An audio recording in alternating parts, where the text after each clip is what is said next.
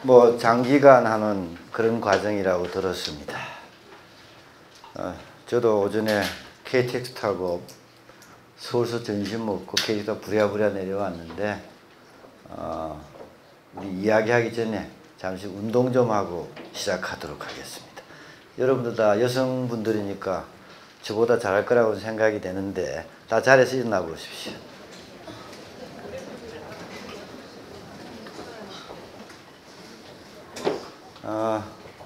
정신을 좀 맑게 하기 위해서 하는 거니까 절 따라 하시는데 혹 잘 안 되는 걸 억지로 하지는 마십시오.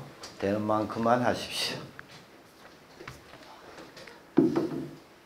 자, 뒤로 돌아서겠습니다. 손을 깍지를 끼워 보십시오. 뒤로 제끼고 요렇게 제끼지 마세요. 요렇게. 근데 어깨 쭉지가 붙도록, 양쪽 어깨 쭉지가 붙도록. 아니, 아 하시는 분들은 왜 아 하세요? 자, 목도 이렇게 좀 돌려주고, 자, 서서히 풀고, 손가락을 하나씩 반대로 낍니다. 자, 다시 한번 쭉, 여기 완전히 뒤집어지도록. 손바닥이 뒤집어지고 어깨 쪽지는 붙도록. 조금 목이 시원한가요? 네. 오후에는 좀 나른하니까. 자, 서서히 풀고. 그 다음에는 뭐 유연하신 분은 이렇게 잡아도 되겠지만은 자신이 없는 분은 여기다 잡아도 되고, 이 정도로 잡고 하도록 하죠. 자, 양손을 쭉 같이 당기시고 어깨 쭉지가 아프도록. 그리고 목을 이렇게 돌려보세요. 아야아야 하시는 분들은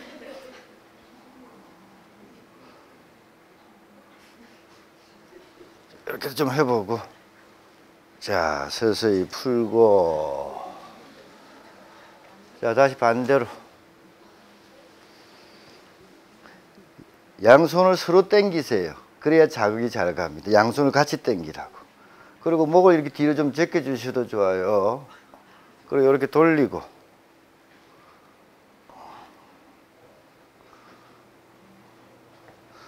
열심히 하십시오. 나중에 50개 났다고 힘들어하지 마시고.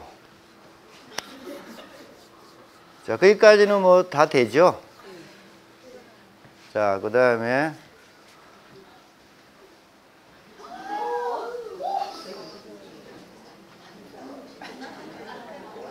아이, 이게 뭐 얼마든지 돌아가는데 왜 이렇게. 이것도 양손으로 당겨 주시고.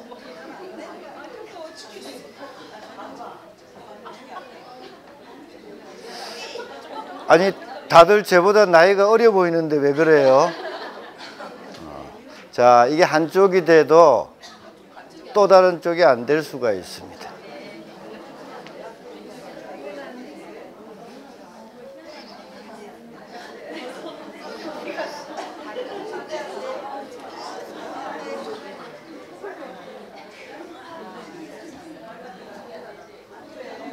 그냥 이렇게 하지 말고 자꾸 목을 이렇게 눌러주고. 이렇게 해주면 이쪽 목 있는 데가 시원해지죠. 자, 푸시고. 여기까지 다 되신 분만 서고 나머지는 앉으세요.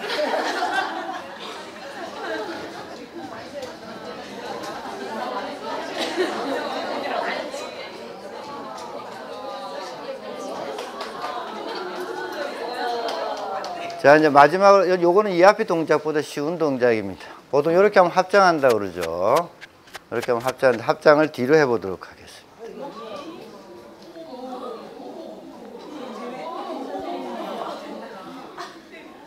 해보세요.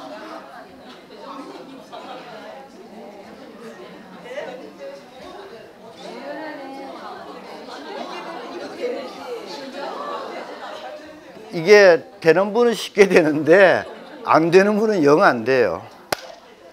자, 앉으십시오.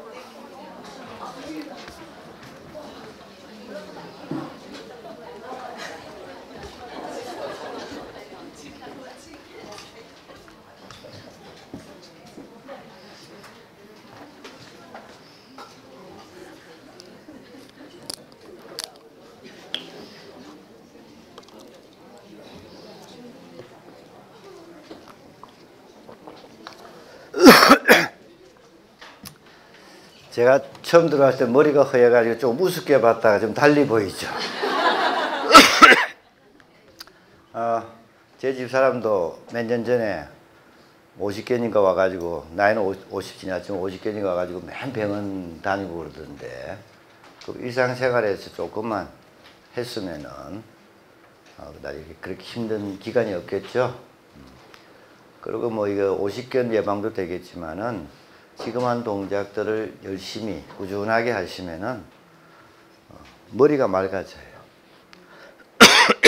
우리가 보통 몸이 피곤하거나 머리가 띵하고 이러면 절로 모르게 목을 돌리는 습관이 있죠. 그건 뭘 의미하겠습니까? 우리 목하고 머리하고 관계가 있다는 얘기겠죠. 그러니까 어깨가 잘 풀려야 목도 편안하고, 목이 편안해야 정신이 맑습니다. 그러니까 평상시 늘 몸을 유연한 상태로 이렇게 유지를 하는 게 좋을 것 같습니다. 졸리면은 그냥 몸이 졸리고 이럴 경우에도 이렇게 해주면 좋습니다. 자, 그럼 시작을 하도록 하죠.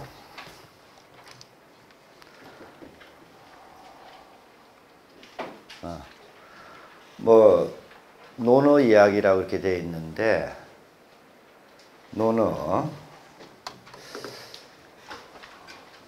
요즘 곳곳에서 말이죠. 인문학 강좌가 유행이에요. 인문학.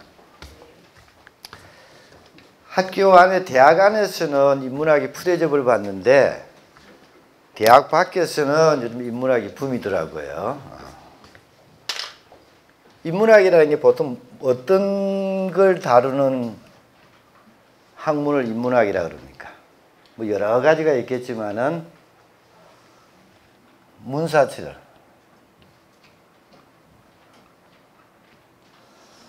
문학, 역사, 철학 이런 걸 주로 다루는 분야가 인문학이라 그러죠. 이 인문학 붐이 일어난다는 것은 또 다르게 얘기하면은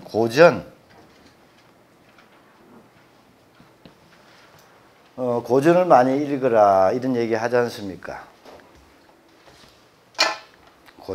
고전이라는 게 뭐예요?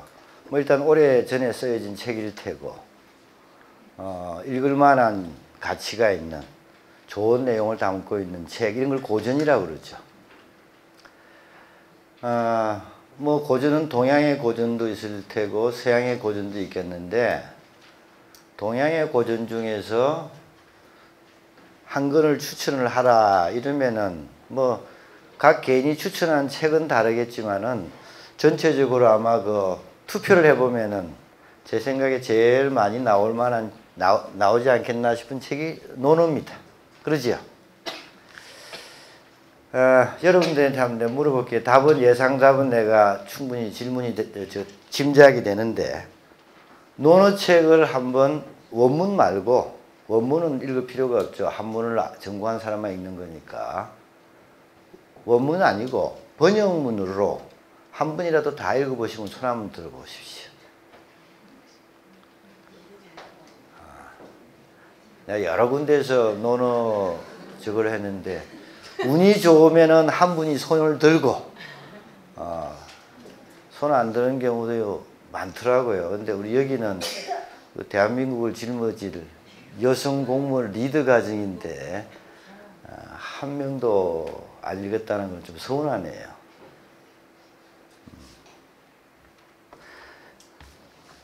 한번 사다가 읽어보십시오. 노노책은 되게 읽기 쉬운 책입니다. 왜 그러냐 하면은, 첫째 이유는 책이 얇아요. 양이 얼마 안 됩니다. 양이 두툼하면은 좀 읽으려면 좀 지루하기도 하겠고, 시간도 많이 들기도 하겠지만, 이 책이 얄팍해요. 읽기 쉽죠.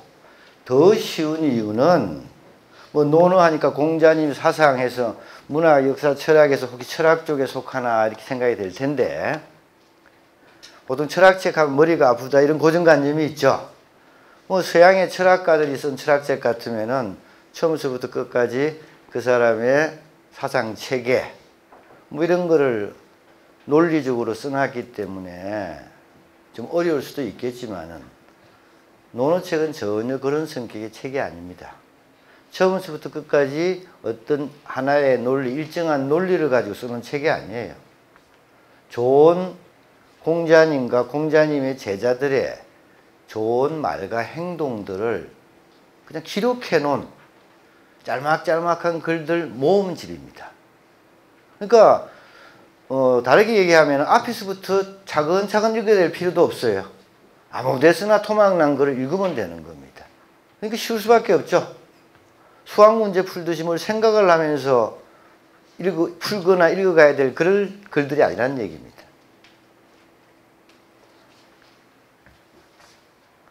논어, 고전의 한 대표로 우리가 지금 논어를 얘기하고 있는데, 논어를 다 읽어보지는 않았지만 여러분들 머릿속으로 논어가 어떤 책일 것이다 하는 그런 인상은 있지요. 예? 논어, 그리고 학교 다닐 때 논어 몇 구절은 배웠을 거 아니겠습니까? 응? 뭐 학이 시습지면 불역이 어려와. 배우고 때때로 익히면 기쁘지 아니한가. 이건 다 아시죠? 뭐 그런 내용의 글이에요. 조금 더 이해를 돕기 위해서 여러분 명심보감이라는 책은 다 아시죠? 뭐 논어를 안 읽었으니까 보나마나 명심보감도 안 읽으셨겠네. 안 읽어도 명심보감 하면은 저런 책 읽어야 하는 인상은 있지요.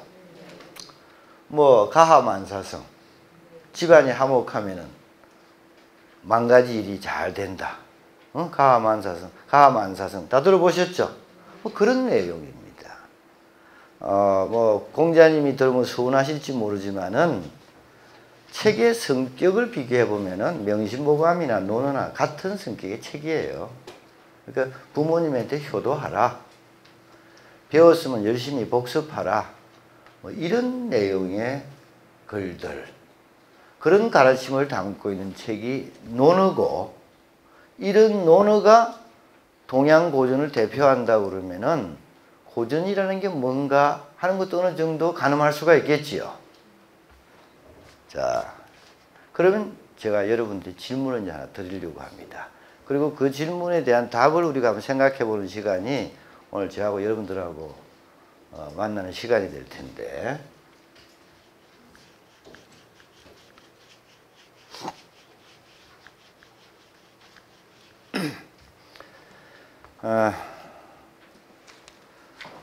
그래, 뭐 집안이 화목하면 만가일이 잘 돼. 부모한테 효도해야 돼. 배웠으면 열심히 복습해야 돼. 다 좋은 말씀이죠. 그런 것들이 쭉 담겨 있는 게 논어라고 했을 때, 여러분들 그 논어책을 굳이 여기 앉아서 저랑 얘기를 할 필요가 있을까요?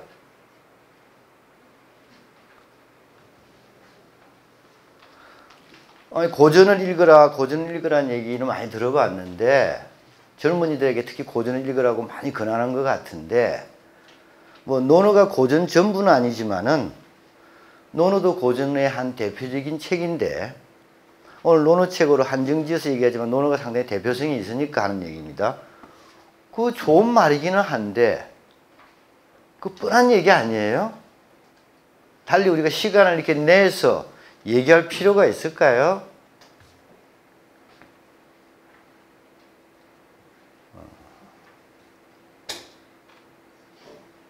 좋은 말이기는 한데 여러분들이 직장 생활을 하거나 뭐 여러분들이 현실에서 절실하게 필요한 어떤 일을 하실 때 그 논어책을 읽어서 뭐 도움이 될까요?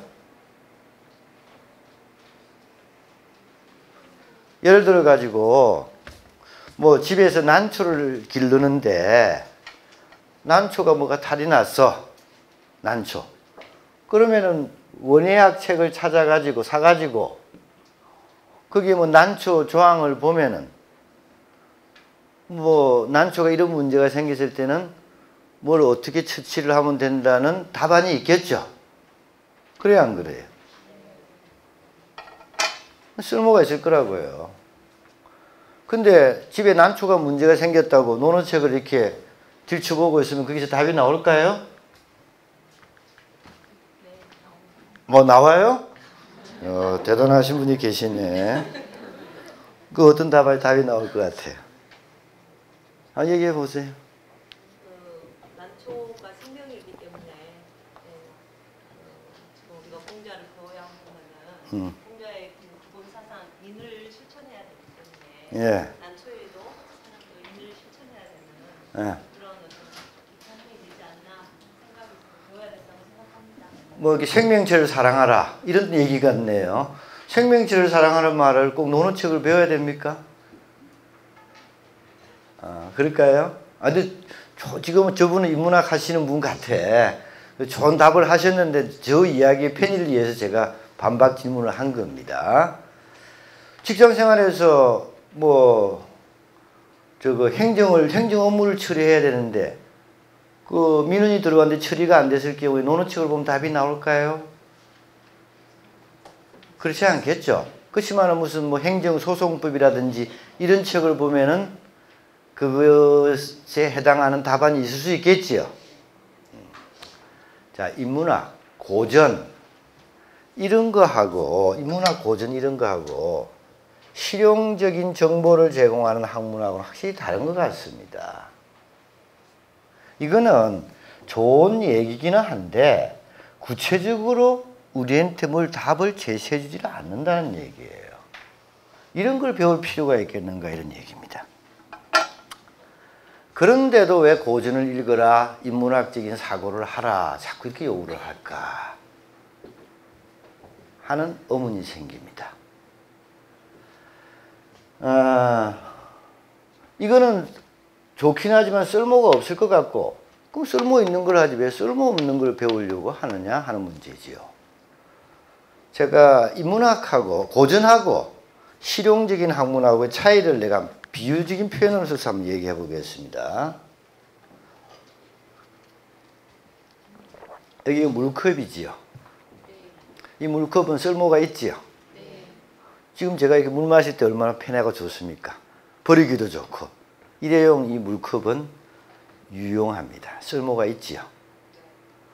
그런데 요 일회용 물컵에다가 밥을 담아 먹기는 어떻겠어요? 밥을 담아 먹기는. 이건 별로죠. 그렇죠. 무슨 얘기냐 하면은 실용적인 정보를 제공하는 학문, 책은 그것에 해당하는 거에는 필요하겠지만은 그거하고 관계없는 거는 전혀 도움이 안 됩니다. 예를 들어서 어부가 물고기를 잡다가 무슨 문제가 생겼는데 그분이 원예학 개론책을 아무리 들여다봐도 소용이 없죠. 난초를 기르다가 문제가 생긴 분한테는 도움이 되겠지만은 물고기 잡다가 생긴 문제는 아무 도움이 안 되겠죠. 이 물컵하고 꼭 같은 겁니다. 다시 제가 칼로 한번 비교를 해볼게요.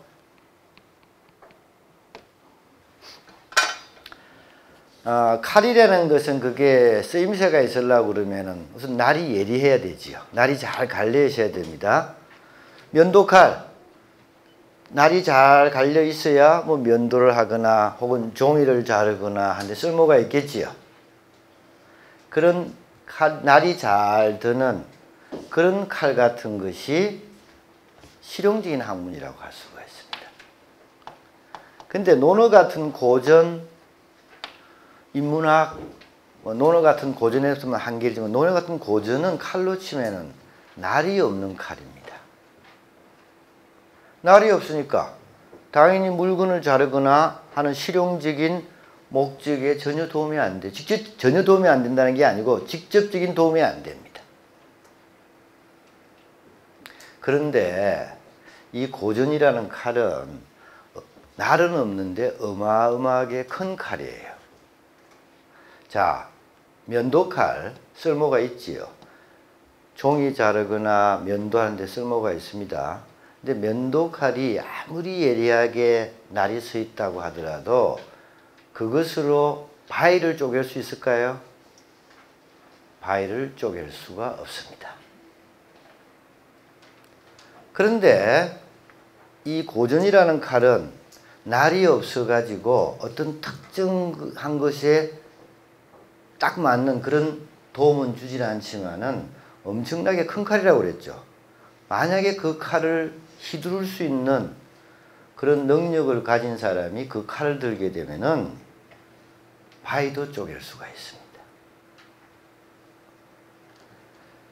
아, 지양반이 지금 인문학 괜히 칭찬하려고 그러는구나, 논어 칭찬하려고 그러는구나, 이런 생각을 하실 것 같아가지고 실제 논어라는 칼을 제대로 휘두른 사람에 대한 얘기를 제가 한번 해보도록 하겠습니다.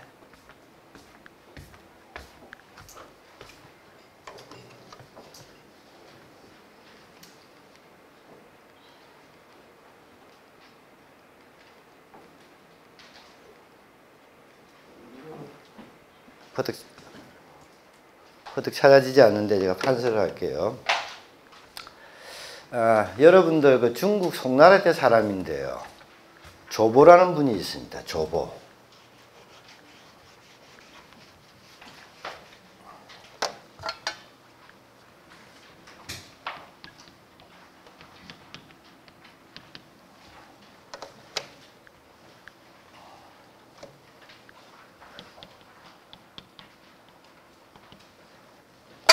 조보라는 사람이 있는데 여러분들 혹시 조보라는 분에 대해서 들어보신 분 손 들어보십시오. 아무도 없어요? 송나라 분입니다. 제가 보기에 여러분들 학교 다닐 때 공부 잘하셨을 것 같은데 특히 역사 시험도 성적이 좋았을 것 같은데 조보는 처음 들어보지요? 우리나라 분들이 중국의 유명한 인물들을 많이 알고 있습니다. 중국의 유명한 인물들을 많이 알고 있어요. 뭐 여러분 뭐 진시황제도 알 테고, 그렇죠? 뭐 진나라 때 진시황제, 진나라 망하고 나서 그 유방하고 서초평 항우하고 싸우게 됐죠.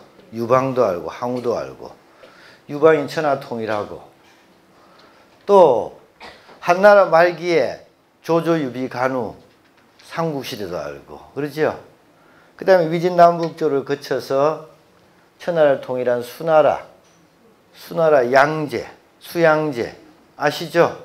우리나라 쳐들어봤다가 을지문동에 때 크게 그냥 당하죠. 당나라, 그 다음 수나라 다음에 당나라인데 당나라 태종 들어보셨죠? 당태종. 또 뭐 태종보다 조금 뒤에 나오는 양귀비, 당현종, 뭐 알록산의 난, 다 들어본 얘기들이죠. 우리나라 역사라는 게 말이죠. 뭐 지금 대한민국 정부 수립 이전에 조선조까지를 두고 얘기한다면은 뭐 대한민국 정부 수립 이전만 얘기한다 그러면 임진왜란 때 일본하고, 그 다음에 일제강점기, 임진왜란 시기, 그때 일본이 우리한테 뭐 좋든 나쁘지만은 나쁜 일을 했지만은 크게 관계가 있었고, 그 정도 제외하고 나서 우리나라 역사는 늘 중국하고 사이에 무슨 일이 있었죠. 그리고 또 우리나라 드라마 보면은 뭐 늘 보면은 방송국 중에서 한 군데 정도는 역사 드라마를 하지 않습니까? 뭐 역사 드라마 하다 보면 자연히 중국 등장하고, 그래가지고 우리나라 분들이 중국에 대해서 꽤 많이 알아요. 꽤 많이 아시는데 주로 이 당나라 이전까지만 많이 알고 송나라 이후로는 잘 모르는 것 같더라고. 중국 역사가 어떻게 됩니까? 주나라, 공자님이 살았던 주나라가 있고, 이 주나라 춘추 전국 시대를 통일한 게 진시황제 진나라, 그렇죠? 진나라가 망하고 나서 항고조 유방이 천하를 통일한 한나라, 한나라가 전환후환 거쳐서 삼국시대 조조, 그렇죠? 그 다음에 남북조 시대 나오고, 남북조 시대, 우리나라 고구려 강개토대왕 이런 분들이 활동하던 시기죠. 그 다음에 이걸 통일한 게 수, 그 다음에 통일한 게 당, 그 다음에 송, 그 다음에 원, 명, 청이죠. 그래서 이렇게 바뀌어가지요. 우리나라의 고려 시대에 해당하는 시대가 어느 시대입니까? 고려 시대. 그게 중국으로 치면은 송나라하고 원나라, 이때가 우리나라 고려 시대죠. 그다음 명나라, 청나라가 우리 조선이죠. 조선에 해당하지요. 근데 여기 이전에는 꽤 역사 인물 중에서 아는 사람이 많은데 이 이유는 많이 모르는 것 같아. 자, 지금 이 조보라는 분 여러분들 처음 들어봤다 그러는데 이게 한 60분 계신다고 들었는데 처음 들었다고 그러는데 제가 지금부터 조보에 대해서 설명을 해드리면은 이야기를 해드리면은 야, 그런 사람이 있었는데 몰랐구나 하는 생각이 들 겁니다. 이 조보는 송나라로 천하를 통일한 황제가 송태조예요. 송태조. 송나라 태조 조광윤이라는 사람입니다. 이 송태조를 도와가지고 천하를 통일하는데, 송나라로 천하를 통일하는데 제일 큰 공을 세웠던 인물이에요. 그래서 송태조 때 제상을 지내는 인물입니다. 근데 이 조보는 말이에요. 원래 저는 어렸을 때 집안이 좋은 집안이 출신이 못 됐습니다. 유복한 집안이 아니었어요. 그러다 보니까 어렸을 때 고급 독서, 요즘 식으로 좋은 대학교 들어갈 수 있는 그런 공부를 많이 못했습니다. 그래서 젊은 시절에는 우리나라로 치면 아전 아시죠? 양반이 못되고 아전, 아전에 해당하는 정도의 그런 일만 보던 그런 인물이었습니다. 그런데 여러분들 그 교육을 많이 받으면은 성공할 것 같아요? 우리나라 보면 부모님들이 애들 좋은 대학 보내려고 그냥 전력 투구하는 그런 모습들을 많이 보이시던데 정말 교육을 많이 시키면은 그 친구가 큰 인물이 될까요? 반드시 그런 것 같지는 않습니다. 요즘 말해서 좋은 대학이라고 합시다. 좋은 대학에 들어가려고 좋은 대학교 들어가야 흔히 좋은 직장을 간다. 그래야 성공한 삶을 살 수 있다. 부모님도 그렇게 많이 생각하죠. 그리고 좋은 대학교 넣어 보내려고 막 그냥 애를 쓰지요. 학원도 보내고 사교육비 비싸다 그러면서도 막 쓰고 그러지 않습니까? 확실히 요즘같이 예전하고 달라서 요즘은 수능고사죠. 수능고사 시험 문제가 그렇게 어렵지 않잖아요. 시험 문제가 그렇게 어렵지 않으니까 좀 열심히 주입식으로 가르치고 이러면은 좋은 성적 딸 가능성이 높아요. 가능성이 있습니다. 또 시험만 보는 게 아니고 요즘 면접도 잘 봐야 된다 그러니까 심지어 면접하는 것까지 훈련을 시켜. 저도 대학에서 이렇게 들어오는 학생들 면접을 이렇게 보면은 얘들이 말하는 것도 거의 비슷한 것 같아요. 훈련을 받나 봐. 처음에는 얘 말 잘하네 이랬다가 한 몇 명 겪어보고 나면 앞에 들은 얘기하고 비슷한 느낌이에요. 배운 거죠. 교육받은 거예요.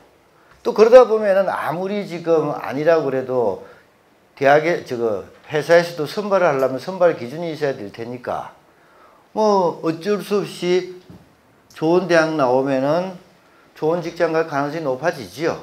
현실적으로 그런 문제가 그런 상황이지요. 그런데 부모가 애를 써가지고 교육을 잘 시켜준다고 할지라도 부모가 그걸 해줄 수 있는 데는 여기까지밖에 없습니다. 너 주도 여기서부터는 지가 뛰어야 된다고.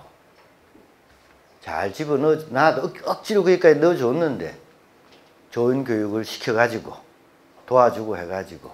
근데 거기서부터는 자기 혼자 해결해야 됩니다. 여기서 두각을 나타내는 사람이 있고 여기서 낙오하는 친구도 있어요. 그렇죠? 여기 낙오하는 까지 어떻게 해줄 거예요? 같이 여러분들 6급 공무원으로 알고 있는데 6급 시험이 됐어. 시험 문제 풀 때까지는 공부해가지고 들어가는데 6급 되신 분 중에서도 그 뒤에 모습은 천차만별이죠. 그건 자기 역량이에요. 교육이 모든 걸 이루어줄 거 생각하면 안 됩니다. 사람이 잘 되고 안 되고는 배운 것만 가지고 안 돼요. 그릇이 커야 됩니다. 지 그릇이 있어요. 그릇이 큰 친구가 어릴 때 여건이 좋지를 않아 가지고 많은 교육을 받을 수 없는 상황이 될 수가 있습니다. 그러다 보니까 좋은 대학 못 갔고, 또 그러다 보니까 요즘 같은 세상에 취직하기 힘들고, 그래서 고깃간을 열 수도 있어요. 근데 같이 고깃집을 해도 잘 키우는 친구는 엄청나게 큰 고깃집을 경영하게 되고, 어떤 친구는 그야말로 현상 유지하기도 힘들어서 절절 매기도 하지요. 그건 그릇의 차이입니다. 그릇, 다르게 얘기하면 이렇게도 볼 수가 있어요. 지금 우리가 교육이라는 게 주로 지식을 많이 전수하죠. 뭐 영어 토플이 몇 점이고 어쩌고 저쩌고. 지식 많이 배워서 잘 되면은 어떤 사람 될까요? 저 같은 사람 됩니다. 대학 교수. 이거 결정적이지 않아요. 도리어 지혜를 배웠으면 달라졌겠죠. 지혜를 배웠으면.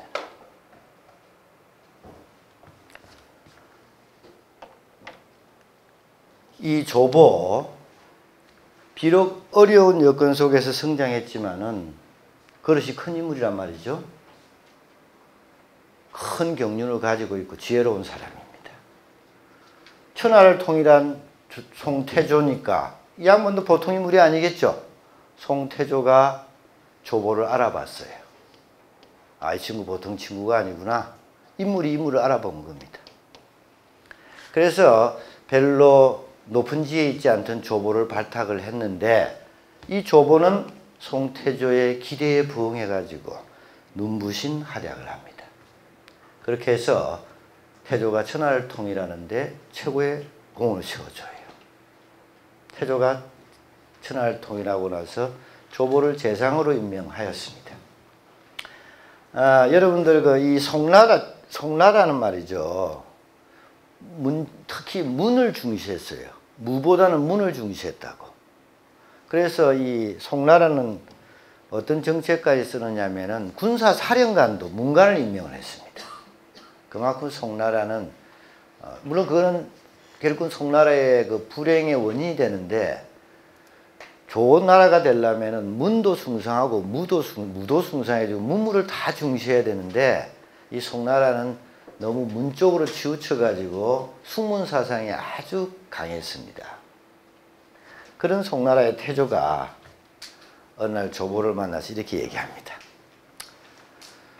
조재상, 참 당신 대단한 사람이요. 보통 사람이 아니야. 당신이 나를 잘 도와줘가지고 내가 천하를 통일했어. 당신 공이 커. 그래 내가 지금 당신을 재상으로 임명을 하고 있는데, 그래도 조재상 생각을 좀 해보시오. 옛날에 난리 중에는 싸워서 이기고 그렇게만 하면 됐는데, 이제 조재상은 당당한 이 대송 제국의 황제 바로 밑에 있는 재상이 아니시오. 근데 내가 보기에 조재상 솔직히 얘기해서 당신이 뛰어난 인물인 것은 확실한데 조금 무식한 것 같아. 그 늦었지만 지금에도 공부 좀 하시오. 그랬다는 겁니다. 그러니까 그 조보도 사실 인정하고, 제가 늦게나마 그래도 계속 책을 봐야 되겠습니다. 이런 얘기도 했어요.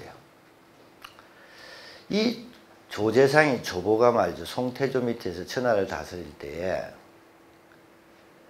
이 조재상이 워낙 뛰어난 인물이니까 난리 중에서도 큰 영향을 발휘했지만은 천하를 통일한 이후에도 정무를 처리하는 데 탁월한 능력을 발휘합니다.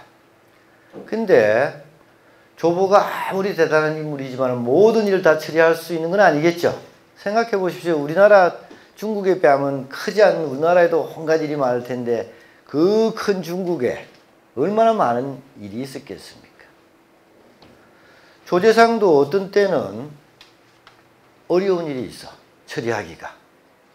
그런 날이면 말이죠. 이제 퇴근을 하고 나서 자기 서재로 들어갔다는 거예요. 서재에 들어가가지고 비밀스러운 이제 딱 넣어뒀던 뭐 요즘식으로 하면 검고 같은 걸 테지만은 예전에는 검고 같은 건 없을 테고 이제 비밀 상자라고 합시다. 비밀 상자 같은 데서 상자를 꺼내가지고 그걸 열어서 책을 꺼내가지고 무슨 책을 열심히 읽었다는 거예요. 그리고 그 다음날 딱 출근을 하면은 그야말로 남마와 같이 얽혔던 복잡한 정물을 물을 흐르듯이 촥 처리를 하는 거야. 그러니까 야, 조재상 최고다. 조재상 대단한 사람이란 칭송이 자자했겠죠. 외부 사람들은 조재상이 그냥 워낙 대단한 사람일 거라고만 생각했겠지만은 집에서 조보의 일상생활을 아는 가족들이 봤을 때는 궁금한 게 하나 있었겠죠. 야, 우리 아버지가 뭐 어려운 일이 있을 때는 서재에 들어가서 뭘 열심히 들여다보시던데 그러고 가서는 뭘 처리를 잘했다고 그래. 도대체 아버지가 뭘 봤을까? 이런 의문이 생겼겠지요. 여러분들 그 무협소설 읽어보셨어요? 중국 사람들 무협소설 보면은 어디서 깊은 산에서 책을 한 권 탁 비급을 얻었더니 그 다음부터 막 날아다니고 그러지 않습니까? 야, 우리 아버지가 아마 어디서 정치 비급을 하나 입수를 했나? 근데 이걸 공개를 하면은 남들도 다 알면 재미가 없잖아요. 자기만 써먹어야 되는데. 그래서 이걸 비밀로 하고서 아마 당신 혼자만 보려고 다 감춰놨다가 급할 때 보나보다 이렇게 생각했겠죠. 조보가 죽고 나서 뭐 장례를 치르고 집안에서 이제 그 유품을 정리할 때 아마 제일 궁금했던 게 그 속에 뭐가 있었을까? 서재에 그게 뭘까? 하는 거였겠죠. 그래가지고 이제 뭐 유품 정리하면서 궁금해하던 거. 뭐 요즘 같으면 애들이 버릇이 없어가지고 미리 열어봤겠지만은 옛날에는 그래도 그 어른이 귀하게 여기는 거니까 함부로 못 열어봤을 텐데 사후에 열어봤겠죠. 열어봤더니 대단하게 뭔가 있을 거라고 생각했는데 거기에 들어있었던 게 딱 논어책 한 권이었다 합니다. 그 속에 들어있었던 게 다른 게 아니고 논어책이었어.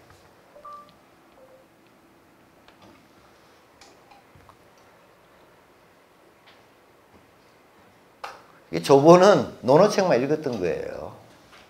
아까 얘기했지만 제가 뭐라 그랬습니까? 논어책은 어려운 책이 아니라고 그랬죠. 시간을 많이 요하는 책도 아니라고 그랬죠. 조보가 우리보다 머리가 나빴겠어요? 머리 나쁜 사람이 이렇게 큰 일을 할 수가 없죠. 두뇌가 뛰어난 분이었겠죠.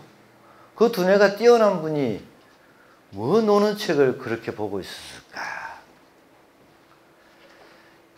이 송태조로 다음 황제가 누구냐면 태종입니다.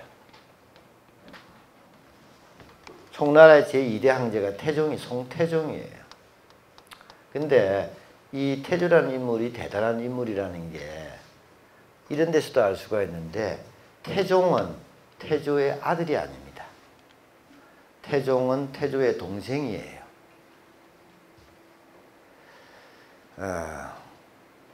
뭐 그렇다고 태조가 아들이 없었던 게 아닙니다. 아들이 있었음에도 불구하고 동생이 황제 자리를 갖도록 했어요. 보통 인물이 아니죠. 요즘 같으면은 재산이 뭐 한 100억만 돼도 어떻게 하면 이걸 내 아들한테 양도소득세, 상속세 안 내고 넘겨주나? 그러잖아요. 중국의 황제라는 자리가 어떤 자리일까요? 요즘 우리나라의 뭐 최고의 부자라고 합시다. 최고의 부자. 요즘 말하면 최고의 재벌이죠. 요즘 우리나라의 최고의 재벌하고 중국 황제하고 비교하면은 그야말로 그 차이는 조족지혈입니다. 조족지혈 세발의 피다 이런 얘기예요. 속된 말로. 중국의 전제시대의 황제라는 건 뭘 의미하는 거예요? 중국 전체가 내 거야. 그렇죠? 중국 전체가 내 거니 우리나라 재벌 정도는 뭐 그야말로 보름달하고 반딧불 차이지. 그런 자리를 아들한테 안 넘겨준다는 건 쉬운 일이 아닙니다. 자식한테 주고 싶은 거는 어쩌면 본능적인 면이 있잖아요. 우리나라 지금 생각나는 사람이 누굽니까? 이 조선조 때 문종하고 수양대군이라 그러면은 문종이 그냥 동생 캐릭터를 아니까 수양대군 니 보고 다음번 왕해라 그랬으면 어떻게 됐을까요? 불안불안해 하면서 자기 아들한테 넘겨주는 것보다는. 태종은 태조의 기대에 부응해가지고 아주 정치를 잘했습니다. 그래서 송나라는 태종 때 안정기에 접어들게 돼요. 태조가 천하를 통일하고 태종 때 송나라는 안정기에 들어서는데 태조가 죽고 나서도 조보는 살아있었어요. 그래서 태종도 조보를 재상으로 삼습니다. 그러니까 조보는 태조하고 태종 양조에 걸쳐서 재상을 지냈어요. 자, 이 정도 인물이면 여러분들 알아둘 만한 인물이죠. 여러분들이 알고 있는 중국의 역사적인 인물 누구보다도 더 대단한 인물로 느껴집니다. 그죠? 태종이 말이죠. 어느 날 조보하고 사석에서 이런 얘기를 합니다. 조재상, 참 조재상 대단하신 분입니다.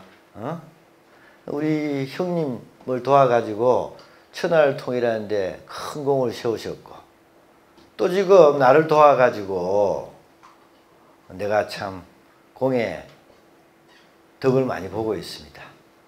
조재상 근데 도대체 어디서 뭘 보고 공부를 하셨길래 그렇게 뛰어난 능력을 소유하게 됐어요? 하고 태종이 물어봐요. 그러니까 조보가 뭐 이렇게 답변을 합니다. 폐하, 사실 저는 부끄러운 얘기지만은 어려서 별로 공부를 못했습니다. 그래서 읽은 책이라고는 그저 논어책 하나입니다. 근데 제가 그렇게 명철하지를 못해가지고 논어책을 읽고 했는데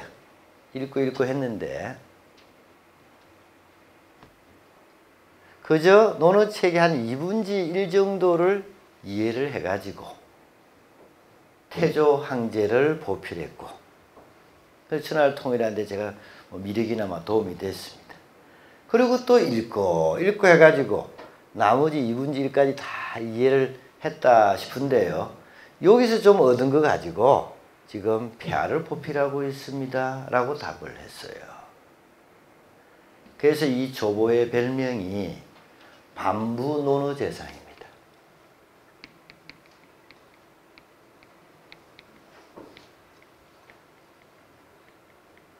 반부라는 말은 요즘 말은 방근이란 뜻이에요. 논어 방근으로 재상 역할한 사람. 논어 방근으로 재상을 했는데 논어 한 건을 가지고 양조에 걸쳐서 재상을 했죠. 그렇죠? 저도 이 얘기를 조보의 이 이야기를 알고 나서 너무너무 신기하더라고요. 도대체 조보가 논어책을 어떻게 읽었길래 논어책을 가지고 천하를 경영할 수 있었을까 하는 생각이 들더라는 얘기입니다.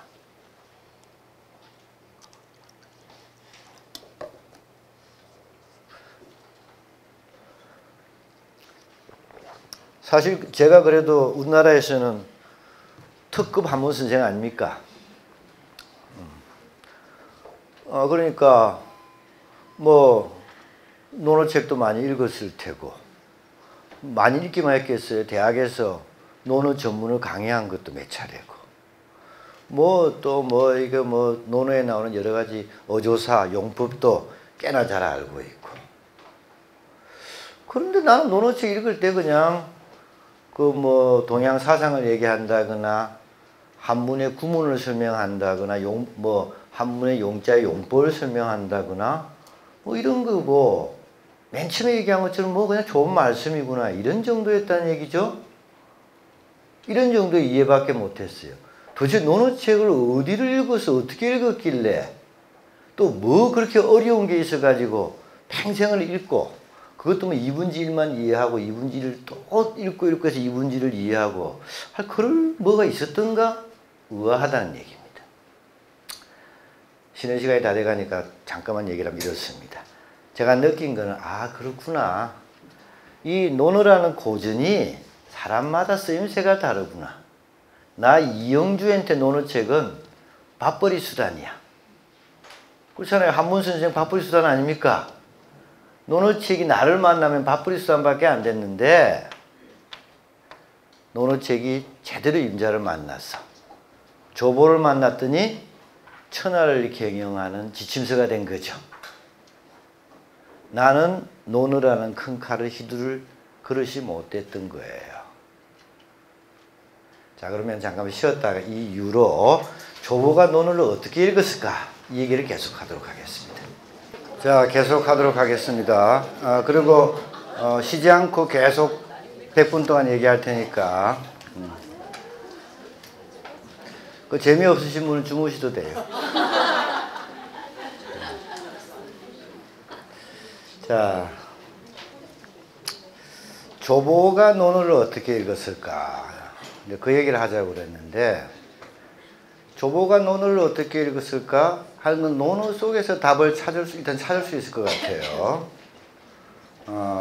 논어에 보면 말이죠. 공자님이 어떻게 공부를 해야, 어떻게 배워야 잘 배우는가 하는 것에 대해서 공자님 말씀한 게 있습니다. 여기 보면 알겠지만은 학이 불사증망이요 사이 불학즉 태라고 되어 있는데 이런 뜻입니다. 이 학은 배우다 하는 뜻이고 사는 사고하다, 생각하다 이런 얘기죠. 배우기만 하되 생각을 안 하면은 헛일이란 얘기예요. 열심히 배우기만 하지 생각을 안 하면은 그 공부는 헛공부고 또 사이불학 생각만 하지 배우지 않으면은 위태하다 이러셨습니다. 이 이치는 오늘날도 마찬가지일 것 같아요. 여러분들 주위에서 제가 이렇게 보면은 공부하는 애들 보면은 아유 쟤는 공부 잘할래 쟤 좀 힘들겠는데 하는 그런 어느 정도 느낌이 있습니다. 아 우리 집에는 말이죠 공부는 되게 열심히 하는 것 같은데 성적이 안 오른다고. 공부는 되게 내가 봐도 열심히 하는 것 같아. 집에 돌아와도 뭐 책상에 앉아 있고 꾸벅꾸벅 졸면서도 책상에 앉아 있고 영 그렇다고 이 공부를 불성실하게 하는 것 같지 않은데 성적이 안 오른다고. 그 친구 학이 불사행일 가능성이 커. 학이 불사행일 가능성이 커요. 뭐 태정태세 문단세 예성연중 임명성 뭐 졸졸졸 외웁니다. 그냥 계속 외워요. 지 나름대로 열심히 하는데 생각을 하면서 해야 되는데 생각을 안 하는 거라. 더 좀 알기 쉬운 비유로 수학 문제를 가지고 얘기를 해볼까요? 요즘도 그렇다고 그러대요. 그 참 저도 예전에 수학의 정석으로 공부를 했는데 그 책은 참 베스트셀러 같아요. 그런 책은 세상에 없는 것 같아요. 근데 그 책 구조도 비슷한 것 같아요. 예전에도 보면 위에 문제가 있고 밑에 쭉 풀이가 있죠. 그 저자가 똑똑한 분이시라 수요자의 마음을 아는 거야. 귀찮으니까. 원래는 문제가 앞에 있으면 답은 뒤에 있어야 되지 않습니까? 근데 답 뒤로 보는 게 귀찮으니까 편안하게 해주는 거예요. 그런데 수학 공부를 열심히 하는 친구 중에 문제가 나오면은 문제를 궁리를 해야 되는데 문제를 궁리를 하지 않고 아예 풀이수부터 보고 그 풀이를 통째로 외우려고 드는 애들이 있어. 그런 애들 있죠? 걔가 바로 어떤 행위입니까? 학이 불사행이야. 문제가 그대로 나오면 풀겠죠. 근데 문제가 바꿔 나오면 어떻게 할 거예요? 수학 잘하면 어떻게 하겠습니까? 수학 잘하는 애한테는 그런 식의 체제가 안 좋을 것 같아요. 문제만 있고 답은 될 수 있으면 뒤에 있어야지. 문제를 보고 문제를 풀려고 막 애를 쓰는 거야. 궁리를 해. 뭐 풀어질 때도 있지만 안 풀릴 때도 있겠죠. 근데 본인이 막 궁리를 하다가 안 되고 안 돼서 답을 들춰보면은 요연하게 그렇구나 하고 깨달음이 있겠죠. 깨침이 있겠죠. 그래요 발전이 있지 않겠습니까?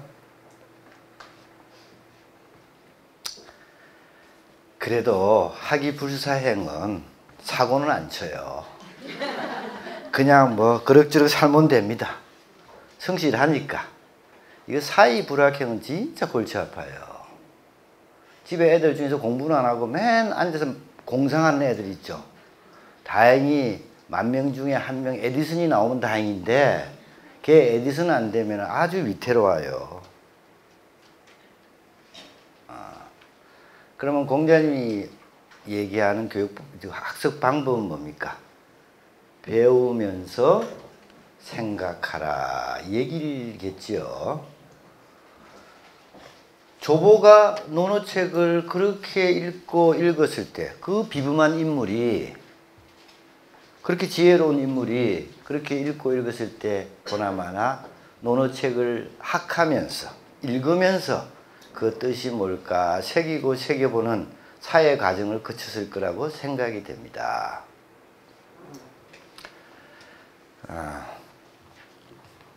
인문학은 아까 얘기한 걸 다시 빌려서 인문학은 고전은 지혜를 배우는 과정이지 고전을 읽는다는 건 지혜를 배우는 과정이지 지식을 습득하는 과정이 아니에요. 뭐 논어책은 몇 년도에 누가 어디서 지었고 이런 거 아무리 알아봐야 아무 소용없는 짓입니다. 여러분하고 저하고 남은 한 2시간 동안에 적으면은 한 2토막, 많으면 3토막 얘기할 텐데 나도 예상할 수가 없어요. 내 얘기가 어디로 나올지는 모르니까. 근데 논어책이 몇백 가지 얘기가 있어도 그거 다 할 필요가 없어요. 지혜를 배우는 과정은 한 가지 얘기만 가지고 해도 되는 겁니다. 한번 볼까요?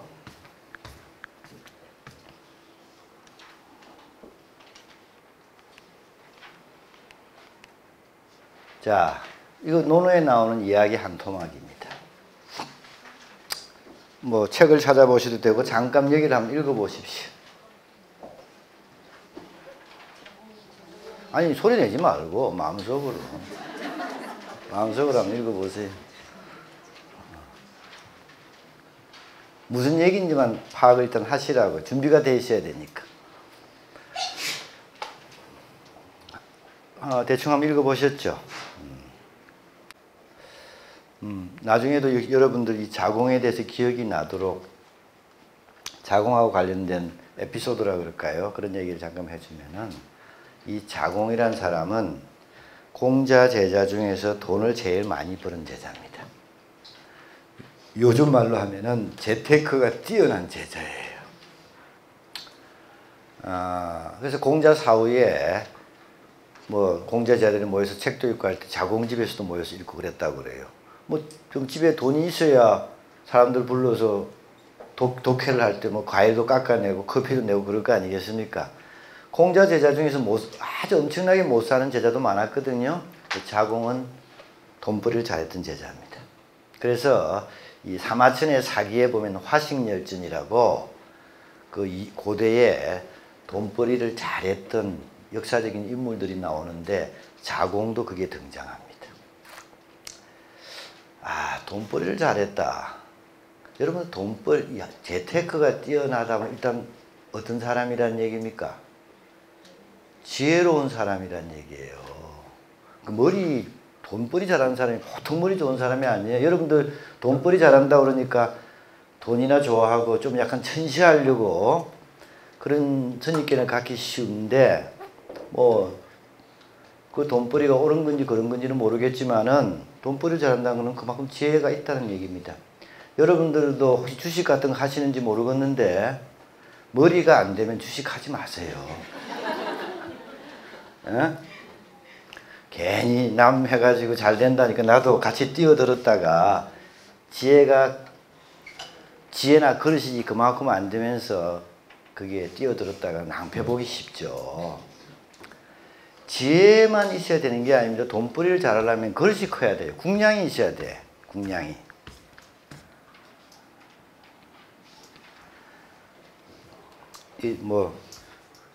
제 친구 얘기인데, 친구가 들으면 뭐 어쩔지 모르지만, 제 친구 중에 한 친구가 아주 여의도에서 사는 친구가 있어요. 몇 년을. 부인이 직장 생활하고 본인은 여의도로 출근을 했어. 여의도로 갔던 게 무슨 얘기인지 알겠죠? 한 몇 년 지나서 나랑 사석에서 만나서 얘기하는데, 이제 그만 둬야 되겠다는 거예요. 그러면서, 야, 그 사람이 할 짓이 아니다. 내가 그 몇 년 동안의 세월이 나를 너무 황폐하게 만들더라. 그만둬야 되겠다. 그러면서 자기는 그래도 손해는 안 봤대요. 손해 안 본 거니까 그것도 대단한 친구죠. 근데 그 친구가 한 얘기가 이런 얘기를 하더라고. 자기가 몇 년을 다니다 보니까 뭔지 모르지만은 뭔가 이게 주식이 오를 것 같다 내릴 것 같다 하는 그런 것에 대한 예측이 좀 어느 정도 가능하더랍니다. 지식으로 많이 쌓은 거야. 지식 공부가. 그런데 아는데도 자기가 안 되더라는 얘기입니다. 무슨 얘기냐 이랬더니 내보고 주식에서 돈 버는 아주 간단한 이치가 있대요. 주식이 상승할 때 사람 몸으로 치면은 어깨쯤 오른다 싶으면은 팔고 주식값이 떨어져 가지고 무릎쯤 내려간다 싶을 때 사면은 그렇게만 하면 자기가 돈 벌겠더래요. 그리고 그렇게 하려고 신장 매일매일 다짐을 했다는 겁니다. 내가 반드시 그렇게 해야지. 저 주식이 좀 오를 것 같다는 느낌이 온다는 거예요. 뭐 다 맞는 건 아니겠지만은 그 친구 말로는 그랬어요. 그런데 주식이 이렇게 오를 때 내가 가지고 있는 주식이니까 이만큼 올랐다 싶을 때 자기가 팔아야 되는데 그걸 팔아본 적이 없답니다. 무슨 얘기예요? 내일 또 올라갈 것 같아가지고.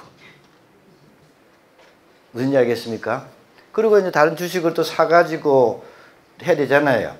그 어떤 주식이 이제 하강했다가 상승할 텐데 저 주식이 보니까 한 무릎까지 값이 떨어졌더라는 게 보이더라는 거예요. 느껴지더래요.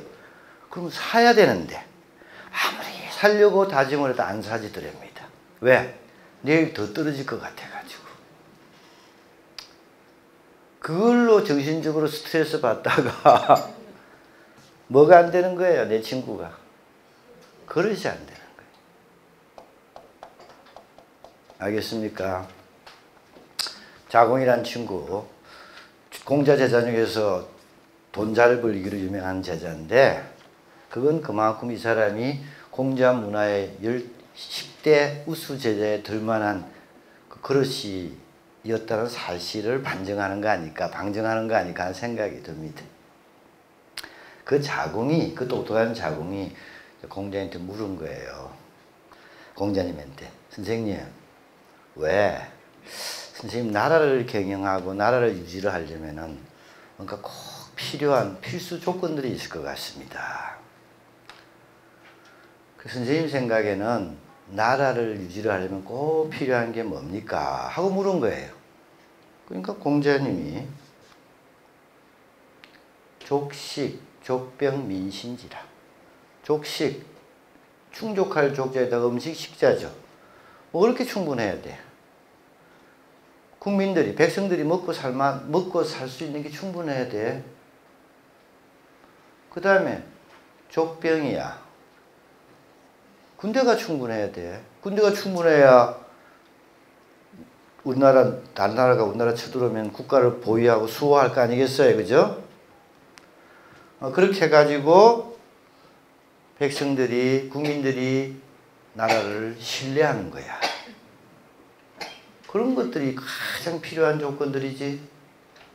그걸 자공해 보니까 듣고 나서 그렇겠습니다, 선생님. 근데 선생님, 만약에 말이에요, 부득이한 상황이 생겨가지고 그 중에서 어떤 것을 포기해야 되는 상황이 오면은 뭘 포기해야 됩니까? 공자님이 그 곤란한 질문이네. 셋 다 중요한데 그렇지만 정 부득이하다면은 거병, 군대를 포기하는 수밖에 없네. 아, 그렇겠군요. 그러면 남은 둘 중에서 또 부득이해서 남은 둘 중에서 또 하나를 버려야 된다면 뭘 버려야 되겠습니까? 야, 그건 더 곤란한데. 그래도 뭐 할 수 없다면은 먹는 걸 포기해야지. 그렇지만은 국민들은 신뢰하지 않으면 존립할 수가 없어. 이거는 어떤 상황에서도 포기하면 나라가 안 돼. 라는 얘기입니다. 이게 전부예요. 왜 그러느냐 설명은 전혀 없습니다. 여러분들도 이렇게만 들어도 그럴듯한 얘기죠. 그럴듯한 얘기입니다. 자, 족식 족병, 요즘 말로 하면 뭡니까? 경제국방이네. 그렇죠. 경제와 국방과 국민들의 신뢰, 이 세 가지네요.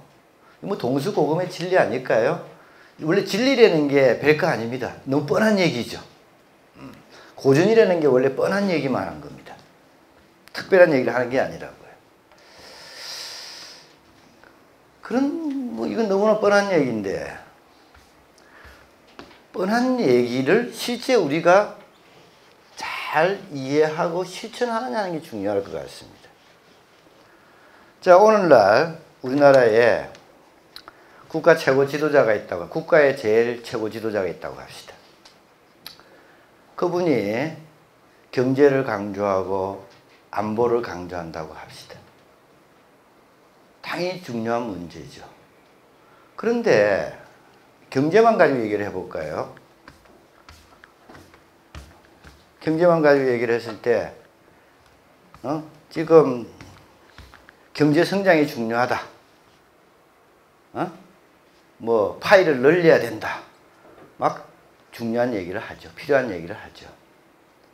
그런데 그분이 만약에 이것에만 주안점을 두고 신에 대해서 소홀하게 생각했다면 어떻게 될까요? 자, 국민들이 그냥 그분을 쳐다보고 있을 때, 그래, 저분은 경제적인 면에서 안목이 있고 잘할 거야 라고 지지를 한단 말이에요. 그럼 믿어. 저 양반이 경제 방면에서는 뛰어날 거라 이렇게 생각한단 말이죠.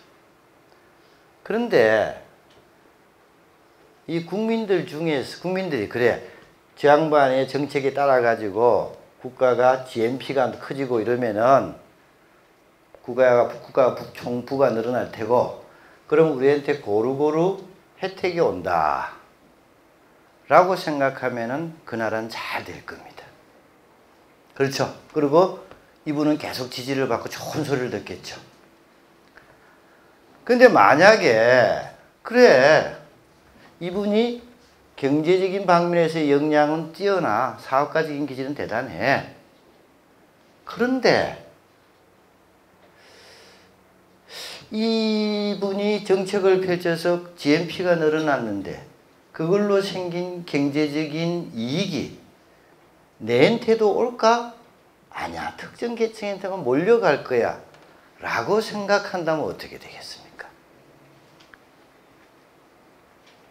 어떻게 되겠어요?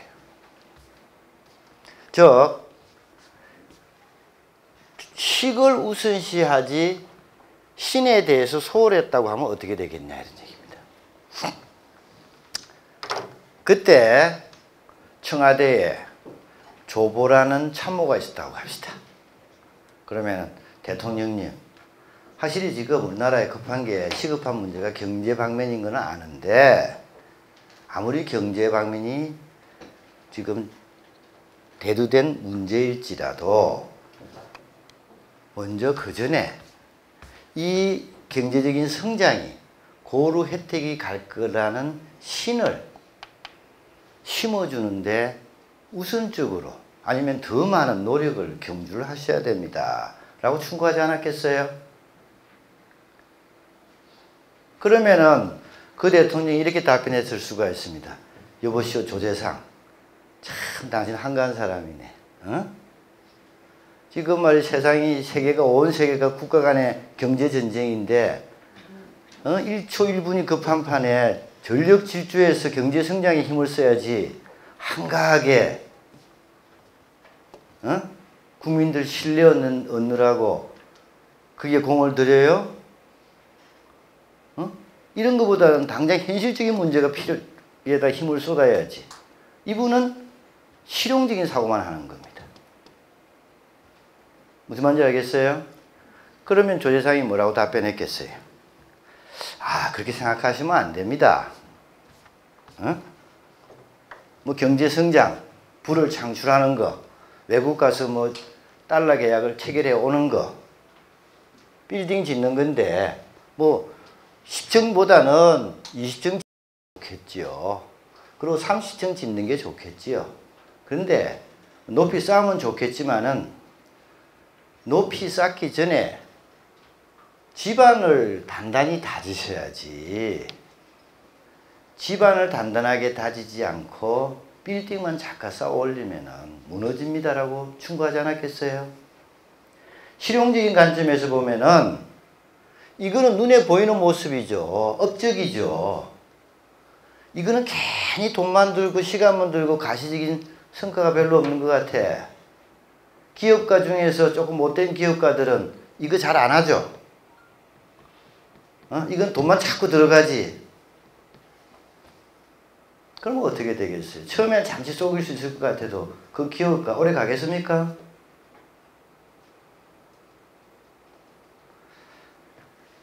충분히 이해가 되지요. 근데 고전이라는 게 지금 뭐 조보 얘기하고 고전 얘기하고 공자님 얘기하니까 크게 고전이라는 게 뭐 국가 문제 이런 거하고 관련이 있구나 이렇게 생각하시면 안 됩니다. 고전이라는 거는 어떤 계층, 어떤 지역에도 막론하고 다 교훈이 될 수 있어야만 비로소 고전이라고 그래요. 좀 전에 우리가 국가 전체의 어떤 한 지도자를 가정해 놓고 얘기를 했는데 그거 좀 줄여가지고 한 기업이라고 그럽시다. 그리고 한 지방자치단체라고 생각해 봅시다. 뭐 지방자치단체 하면 여러분들 기분 안 좋을 것 같으니까 기업이라고 합시다. A 기업하고 B 기업이 있는데 A 기업의 오너나 CEO, 오너나 CEO쯤 된 사람들이 뭐 얼마나 경제학 박사겠어요, 그죠? 경영학 박사고.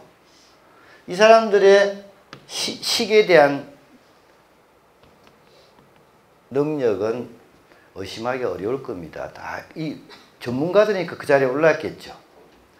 근데 문제는 여기 기업하고 여기 기업에 직원들이 있는데 그래 이 양반이 매일 모여가지고 지금 뭐 우리가 기업이 생산성을 높여야 되고 뭐 어째야 되고 지금 한가하게 그러고 있을 때냐 뭐 뭘 조정해야 되고 막 웅변을 토할 때 그래 뭐 훌륭 이 부분의 전문가니까 분명히 이 양반 시킨 대로 하면은 회사의 부가 늘어날 거야.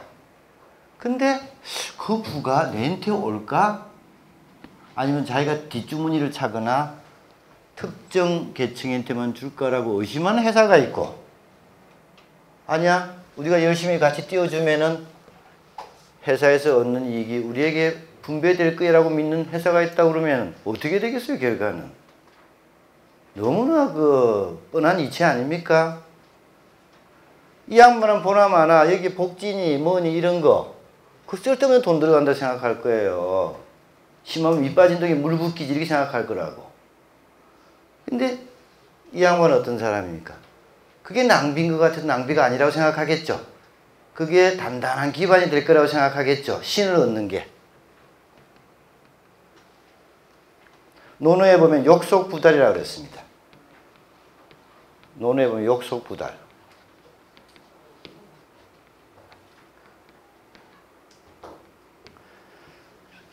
속도를 낸다 말이에요. 빨리 가려고 하면 도달하지 못해요. 뭔가 빨리 그냥 이런 거 괜히 이런 데 헛돈 쓰지 말고 빨리빨리 그냥 눈에 보이는 이익만 챙기겠다고 들었을 때 처음에는 그게 이익이 될 것 같아도 결국은 어떻게 되겠습니까? 반면에 이 양반은 낭비일 것 같지만 여기에 자꾸 투자를 하는 거죠. 그래서 전체의 신을 얻었어. 향후에 누가 성공하겠어요?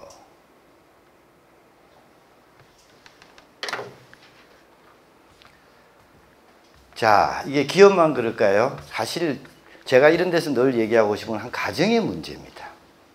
가정의 문제.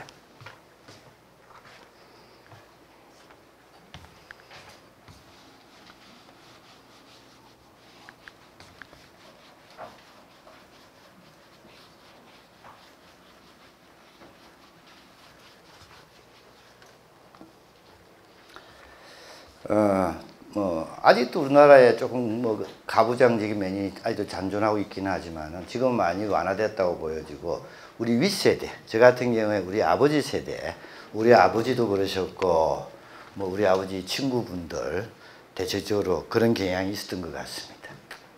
우리 아버지 세대들 요즘 흔히 말하면은 전후 세대라 가지고 그냥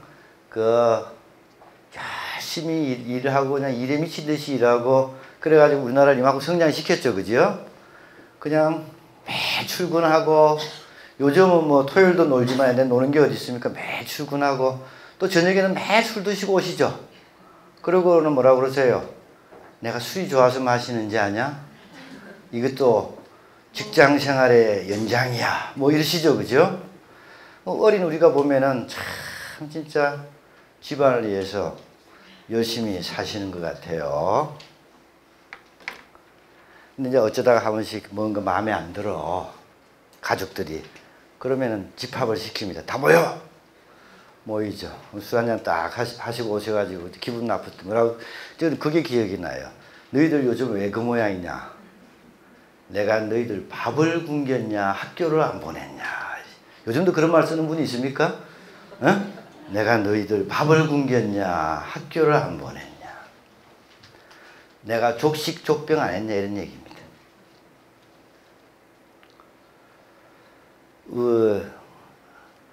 그런 표현은 안 써도 사고는 별로 비슷한 것 같아요. 우리나라 부모님들 자식을 위해 가지고 왜 이렇게 자식에 집착하는지 모르겠어요.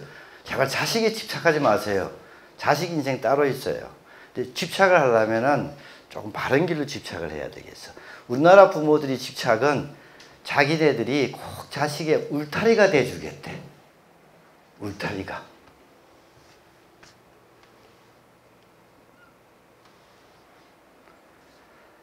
아버지는 밖에서 돈 열심히 벌어오는 게 최선을 다하는 거, 족식족병하면 최선을 다하는 거라고 생각합니다. 그 시간에 내가 승진 좀 덜하고 돈 좀 덜 벌고 해가지고 주말이고 시간 내서 애들하고 놀고 이러면 좋을 텐데 노는 게 중요하다고 생각하지 않아요. 족식족병이 중요해. 그렇게 해서 반드시 우리 자식을 위해서 울타리가 돼주겠대. 울타리가 돼주겠다는 게 뭡니까?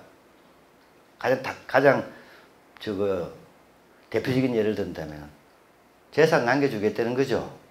내가 경험해봐서 아는데 빈털터리에서 시작하려면 얼마나 힘든지 알아? 그래서 애한테 아파트를 한 채 넘겨주고 가면은 그게 큰 성장의 밑거름이 돼요. 이렇게 생각하죠? 맨날 울타리 칩니다. 근데 애 울타리는 지가 치게 해야지 왜 내가 쳐요? 울타리 치느라고 아내가 잡초가 무성한지 몰라. 왜 자식의 울타리를 내가 챙겨내요? 여기 잡초 제거하는 일을 해야죠. 잡초 제거하는 일을 하고 있으면 그 애는 지 커서 지가 지 울타리 치겠죠. 우리는 여기 잡초는 내버려두고 울타리만 치고 있지 않습니까?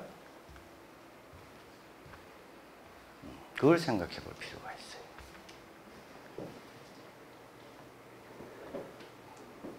이 가정의 문제보다도 더 본질적인 문제는 내 자신의 문제예요. 각 개인의 문제라고. 개인의 문제를 한번 봅시다. 내가 족식족병하느라고 내 자신에 대한 믿음을 잃고 살지는 않는가 하는 걸 생각해 보시라고요. 내 자신에 대한 믿음이 있는 사람하고 믿음이 없는 사람하고 비교해서 한번 생각을 해 보십시오. 평생에 하는 일이 어떻게 어떻게 하면은 아파트 평수를 늘릴까? 어떻게 하면 승진할까? 족식족병이죠. 다 불안하고 재산 늘리고 승진하려고 자기 기만을 끊임없이 하죠. 자기를 속이죠. 근데 그렇게 해서 평수 늘리고 승진하면 행복할까요? 그거에 비해서 내가 내 할 수 있는 만큼 최선을 다한다. 다만 바른 길로 최선을 다한다. 라고 생각하는 사람. 자기 믿음이 있는 사람이죠. 자기 정신세계에 바탕이 굳건한 사람입니다. 그 사람이 설령 그 사람이 쌓은 울타리 넓이가 적을지라도 그 사람의 마음 상태는 어떨 것 같아요? 족식족병에만 자기의 온 힘을 다 쏟고 자기 믿음에 대해서 공을 들이지 않는 사람, 늘 불안하지 않겠어요? 그 사람은 늘 자기보다 나은 사람을 보면 불편해. 내가 열심히 해서 50평 아파트 샀더니 쟤는 또 60평을 샀네? 그거 헛개비 쫓느라고 한평생이 바빠요.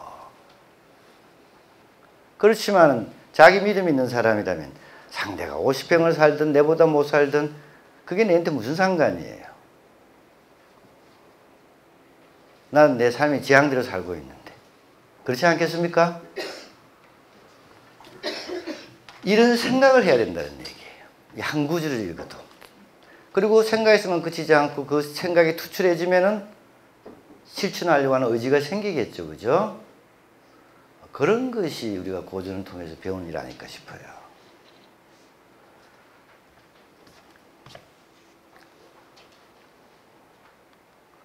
하나 더 해봅시다. 내가 물 마실 테니까 한번 읽어보세요. 내가 오늘 아침을 좀 늦게 먹었는데 여기 오느라고 서울서 점심을 11시쯤 먹는데 굶고 와서 계속 하기도 힘들 것 같고 밥을 먹으면 너무 불편하게 해서 라면을 먹었더니 짠 거 짜게 먹었나. 여기 한번 쭉 읽어보세요.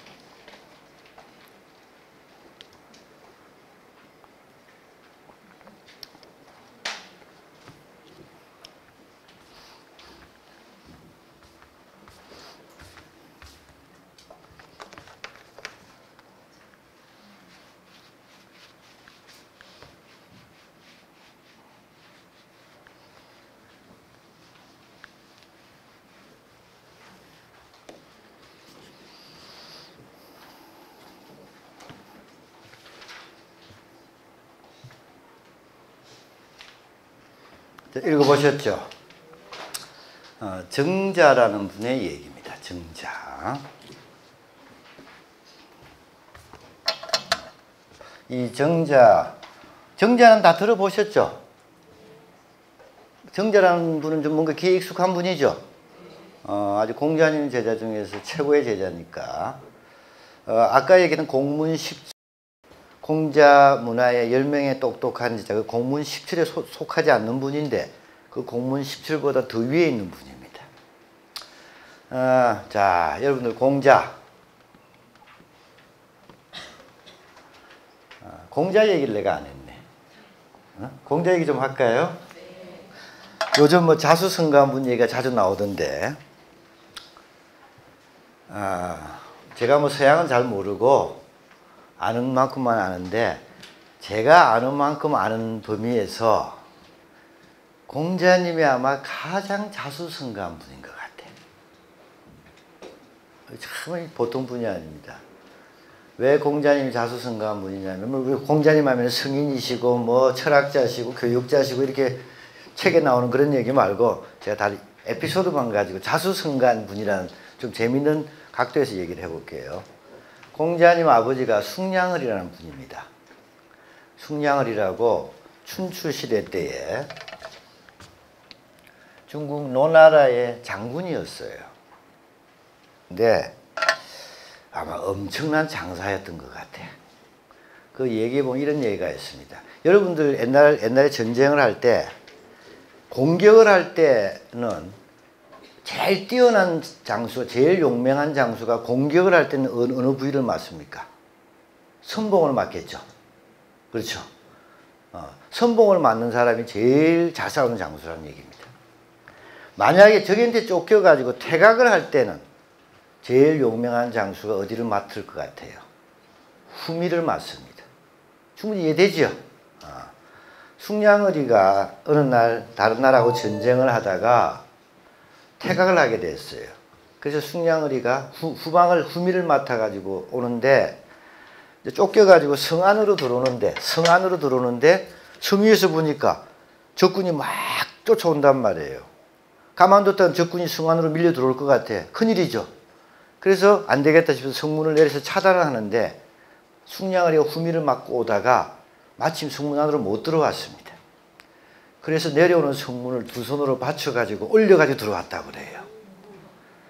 뭐 요즘 같으면 올림픽 나갔으면은 역도 금메달 감이다. 그래서 그런지 공자님을 70에 낳았습니다. 역시 남자는 힘이 최고인가 봐. 이 공자를 70에 낳았는데 이 양반이 그 70 동안 70될 때까지 장가를 안 갔냐? 그게 아니에요. 원래 부인이 있는데 딸만 줄줄이 낳았어. 뭐 옛날 분이니까 아들이 있어야 되잖아요. 그래서 또 첩시를 뒀는데 아들을 보기는 봤는데 조금 안 됐지만은 요즘식으로 하면 장애가 좀 심한 아들을 낳았습니다. 아들입니다. 그러니까 안 되잖아요. 그래서 이제 안씨 집안에 청혼을 넣은 거예요.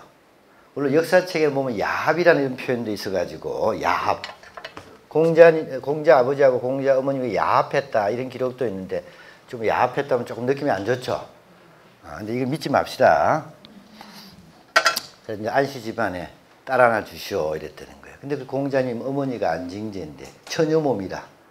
그래가지고 이 숭냥을 하고 결혼해가지고 난 아들이 공자란 얘기입니다. 거기까지는 사실인 것 같은데 야사에 보면 야사라는 게 원래 또 재밌게 지어 붙이니까 뭐 옳은 얘기인지 지어낸 얘기인지는 모르겠지만 재미는 있죠. 야사 심심하게 야사 한 토막 해주면은 안씨 집안에 딸이 셋이 있을 때는 거예요. 큰딸한테 원래 청혼을 넣었어. 근데 큰딸이 펄쩍 뛰죠. 내가 저 할아버지한테 왜 시집을 가냐고. 근데 이제 마침 그 막내딸이 공자님 어머니인데 그 공자님 어머니가 우연히 숭냥을이 화장실에서 용변 보는 걸 봤대요. 그랬더니 뭐 아직 괜찮다 이래가지고 자기가 결혼했다는 겁니다. 여하튼 했는데 아무리 천하장사라도 수명을 어떻게 하겠어요. 그래서 숭냥을은 공자님을 낳자마자 얼마 안 가서 세상을 떠납니다. 그리고 어머니도 얼마 못 살고 죽어요. 자, 그러면은 요즘 말로 하면 전형적인 무슨 가정입니까? 결손 가정이에요. 이 공자님이 불가사의한 게 아주 옛날 분이라 가지고 공자님의 쭉 성장 과정에 대한 기록이 좀 별로 없습니다. 나중에 성인 되고 난 얘기만 있지. 훌륭한 분 되고 난 얘기만 있지. 도대체 뭘 공부를 했길래 저렇게 성인이 됐는지 모르겠어요. 근데 확실한 거는 공자님 공부를 해서 성인이 됐을 텐데. 이 논어에 보면은 어떤 사람이 말이죠. 공자 제자한테 이런 말을 합니다. 야, 너희 스승은 도대체 어떤 사람이길래 저렇게 못하는 게 없어? 온갖 자격증이 다 있어? 요즘 말로 하면은. 그렇게 물었다는 거예요. 그러니까 공자 제자가 선생님 누가 그러는데 선생님 왜 그렇게 다방면에 기술이 있냐고 묻습니다. 이러니까 공자님이 뭐라고 답변한지 알아요? 내가 정상적인 가정에서 잘 살았으면 그렇게 다양한 일을 할 수 있었겠냐. 내 집안이 어려서 그랬다. 이렇게 답변을 합니다. 무슨 얘기냐면 어렸을 때부터 목장지기도 하고 도우미도 하고 조그만 가게에서 격리도 보고 그렇게 성장한 분이 공자예요. 부모를 다 조실 부모하고 망고에 성인이 됐을 정도면 이 정도 돼야 자수성가지. 그렇지 않아요? 그리고 얼마나 오로지 그 성장의 힘은 뭡니까? 학문이죠. 공자님이 대단한 자수성가하신 분이라는 거 알겠어요? 그러니까 아까 얘기한 것처럼 공자님 그릇이 달랐던 것 같아. 보통 사람 같으면 그러면은 자포자기 해가지고 딴짓할 가능성이 크지요. 이 공자님의 제일 수제자가 누굽니까? 여러분 들어보셨을 거예요. 안회라고 들어보셨죠? 안회.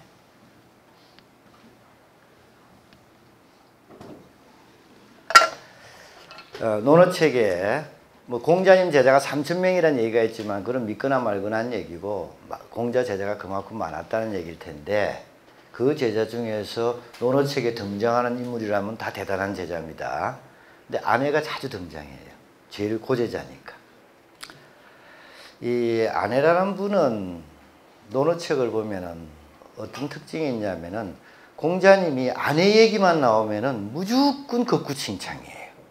아내에 대해서는 이름방구 아쉬워하는 얘기가 없습니다. 쟤는 언제나 최고야. 사실 그럴 만한 분이라고 이해가 되는 게 그 아내의 말에 일단사 일표매. 일단사 일표이 뭡니까? 한 대바구니의 밥. 일표면 한 표주박의 음료수입니다. 물. 그것만 먹어도 즐거웠다고 그래요. 대바구니의 밥에다가 표주박의 물이니까 반찬이 없었다는 얘기죠. 더더구나 또 뭐가 없었다는 얘기입니까? 식기가 없었다는 얘기야. 그러니까 대바구니의 밥이죠. 그릇도 없었다는 얘기. 그러니까 엄청나게 가난한 분이었어요. 근데 늘 즐거워했다니까 그 말 한마디로 거의 성인의 경지 아닌가 싶습니다. 사람의 그릇됨은 공공할 때 모습에서 청량이 되는 거거든요. 내가 이런 생각이 들더라고요. 야, 공자님하고 아내하고 사실 두 양반을 요즘식으로 다 객관적으로 평가할 수 있으면 어쩌면 아내가 공자님보다 더 성인 아니었나 이런 생각이 듭니다. 물론 뭐 공자님을 숭배하는 분들 퍼뜩 뛰겠지만 왜 그런 생각을 하냐면은 이제 제가 학교에 있잖아요. 학교에 내 제자들이 있는데 시험 문제를 늘 누가 내요? 늘 내가 내잖아. 애들이 풀고 요즘 말하면 내가 갑이고 애들이 어리죠. 내가 내 입맛에 맞게 그 문제를 내고 애들은 그냥 그 문제를 푸는데 내 제자 중에 한 제자가 내가 이렇게도 문제를 내고 저렇게도 문제를 내는데 늘 100점 먹는 제자가 있었다고 합시다. 그 제자가 내보다 더 실력이 나을까요? 내가 나을까요? 그 제자가 시험 문제 낸 걸 내가 100점 먹을까요? 보장 못합니다. 더더구나 내 같은 정도가 아니고 아내의 스승이 어떤 스승이에요? 공자 아닙니까? 이런 분한테 늘 칭찬만 들었다면 진짜 보통 성인 아닌가 싶어요. 그런데 진짜 일단사 일표험을 해서 영양실조가 걸려서 그런지 젊은 나이에 돌아가십니다. 공자님이 아내가 죽고 났을 때 하늘을 원망을 했어요. 하늘이 나를 망쳤다고. 왜? 선생은 제자 힘으로 빛을 발하는 거거든요. 제자가 얼마나 아까웠겠습니까? 그리고 이 아내가 죽고 나서 공자의 학통을 이은 사람, 이분은 안 되게도 그냥 젊은 나이에 돌아가시고 그 공자의 학통을 이은 분이 정자예요. 정자의 학통을 이은 분이 자사고 이 자사는 공자님 손자입니다. 그러니까 공자님 아들은 조금 그랬던 것 같고 손자가 할아버지 닮아가지고 대단한 손자가 나온 거지. 그리고 이 자사의 학통을 이은 사람들이 여러분들이 잘 알고 있는 맹자예요. 공자 맹자 그러죠. 육아는 이렇게 학통이 전수가 됩니다. 자, 공자의 학통을 이었다는 이거 하나만으로도 정자가 어떤 분인지 알겠죠? 정자를 기억하기 위해서 조금 다른 얘기를 좀 해줄게요. 이 정자는 특히 효행으로 유명합니다. 효도로서. 효. 여러분들 육아에서 사람들한테 요구하는 실천 덕목들, 우리가 살아가면서 해야 될 덕목들 중에서 제일 중요하게 생각하는 덕목이 뭔지 아세요? 육아에서. 효입니다, 효. 우리가 충효사상 이래가지고 국가에 충성하고 부모한테 효도한다 이러는데 육아에서는 충성하고 효도하고 선택해야 될 것 같으면 어느 걸 선택해야 됩니까? 효도를 선택해야 돼요. 그러면 육아에서 왜 이렇게 효를 중시하느냐? 그것도 설명하려면 오늘 강의가 마무리가 안 되니까 넘어가기로 하고 여하튼 육아에서는 이 효를 백행지원이라고 그래요. 백행지원이라는 건 무슨 얘기냐면 모든 인간 행실의 뿌리가 되는 일이다. 다르게 얘기하면은 훌륭한 사람이 되려면은 효도하는 마음으로 다 하면 된다는 얘기입니다. 내가 부모한테 효도하는 마음으로 나란 일에 종사를 하게 되면 그게 뭐가 되는 거예요? 그게 충이 되는 거예요. 내가 우리 부모님한테 효도하는 마음으로 이웃집 어르신한테 잘하면은 그게 경로사상이죠. 내가 우리 부모님한테 잘하는 효도하는 마음으로 그 부모님한테 성실하게 대하는 마음으로 친구한테 대하면은 그게 신의가 되는 거예요. 그렇다는 얘기입니다. 모든 걸 효도하는 마음으로 하라 이런 뜻입니다. 그만큼 효가 최고인데 이 육아의 공자의 제자 중에서 이 정자가 효자 중에 유명해요. 자, 정자의 효에 대한 에피소드를 한 가지 얘기를 해볼게요.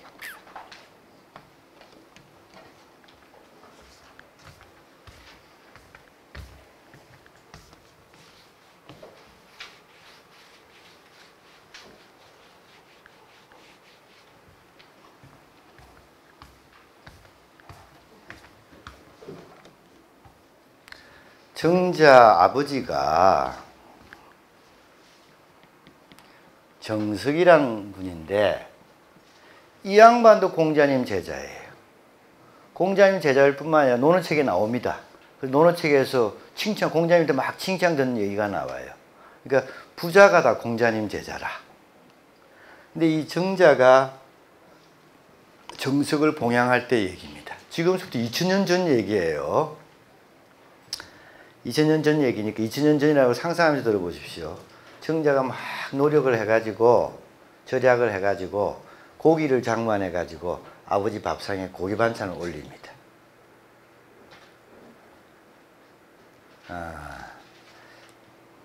오늘날 생각하면 예사로운 일일지 모르지만 2000년 전이라고 생각해요. 2000년 전이나 한 100년 전에만 하더라도 이런 말이 있죠.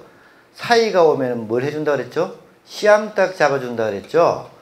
닭이 무슨 특별하게 영양가가 있어요? 사이가 오면 씨암탉 잡아준다는 얘기는 어떤 경제 상태를 반영하는 말입니까? 그만큼 고기 먹기가 어렵다는 얘기야. 소, 돼지는 너무 비싸고 닭을 잡아준다는 얘기죠. 요즘이야 뭐 그냥 양산을 해가지고 유기농 채소값만도 못할 수도 있죠. 지금 얼마 전까지만 해도 닭 먹기도 힘들었습니다. 그런데 2000년 전에 그 살기 힘든 중국에서 고기 반찬을 올렸다면 그 정성이 보통 정성이 아니죠. 그래도 정성이가 맛있게 먹고 나서는 정자 보고 그럽니다. 야, 아들 정자야, 예, 뭐 하실 말씀이 있으십니까? 맛있게 먹었네. 그런데 그 고기 좀 남았냐? 정자는 아버지가 그 질문을 할 걸 알고 있었어요. 그래서 예, 고기 좀 넉넉하게 장만해 놔서 드시고도 지금 좀 많이 남아 있습니다. 그러냐? 그러면 저 옆집에 숙부네도 좀 갖다 주고 길 건너 김씨네 요즘 보니까 몸이 허약해 보이더라. 그 노인네도 좀 나눠줘. 그럼 정자가 두말 없이 네 알았습니다 하고 고기를 나눠줘요. 그 귀한 고기를.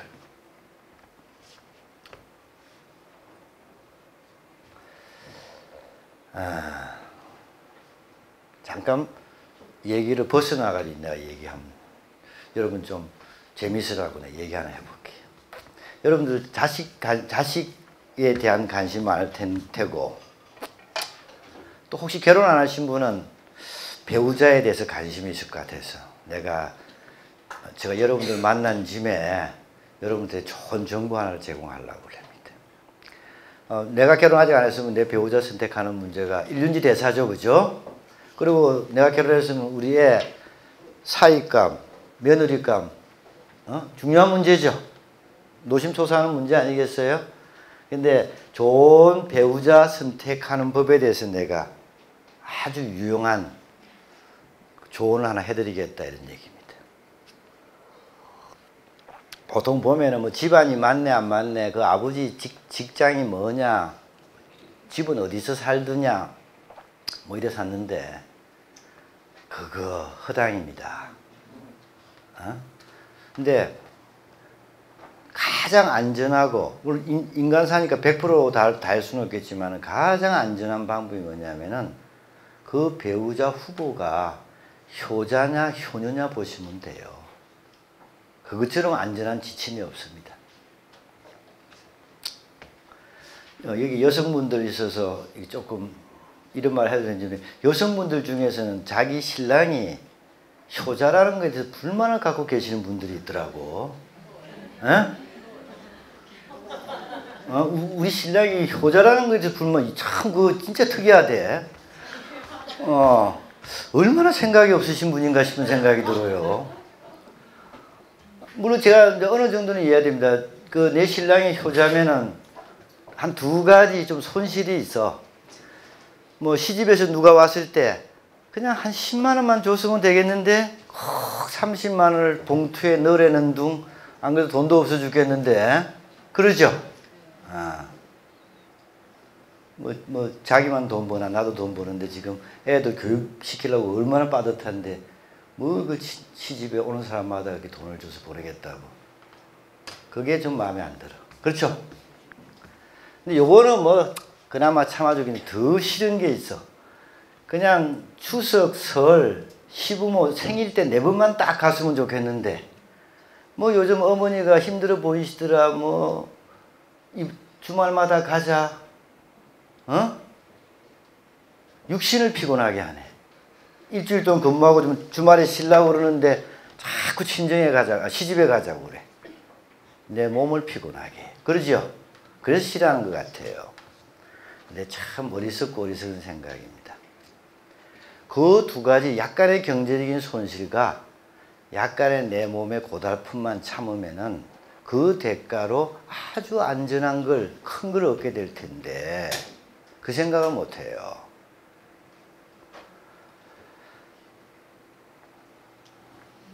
보통 이런 사람 좋아하죠. 이벤트 잘해주는 남자. 때 되면은 결혼 기념일도 챙겨주고, 툭 하면 이렇게 불러내가지고 식당에서 만나자 그러고, 이런 남자 좋지요. 뭐 하면 반지, 제 때만 되면 반지 사다 주고. 그분이 자기 부모한테도 효자면서 내한테 이벤트도 잘해주면은 이건 금상첨화입니다. 더할 나위 없이 좋죠. 근데 가만 봐서 신랑 자기 부모한테는 못하면서 내한테 이벤트 잘한다. 그게 혹하면 큰일 나요. 그런 사람하고 결혼하면 큰일 납니다. 10년 있다가 그 남자 딴 데 가서 풍선 터뜨리고 있을 가능성이 커.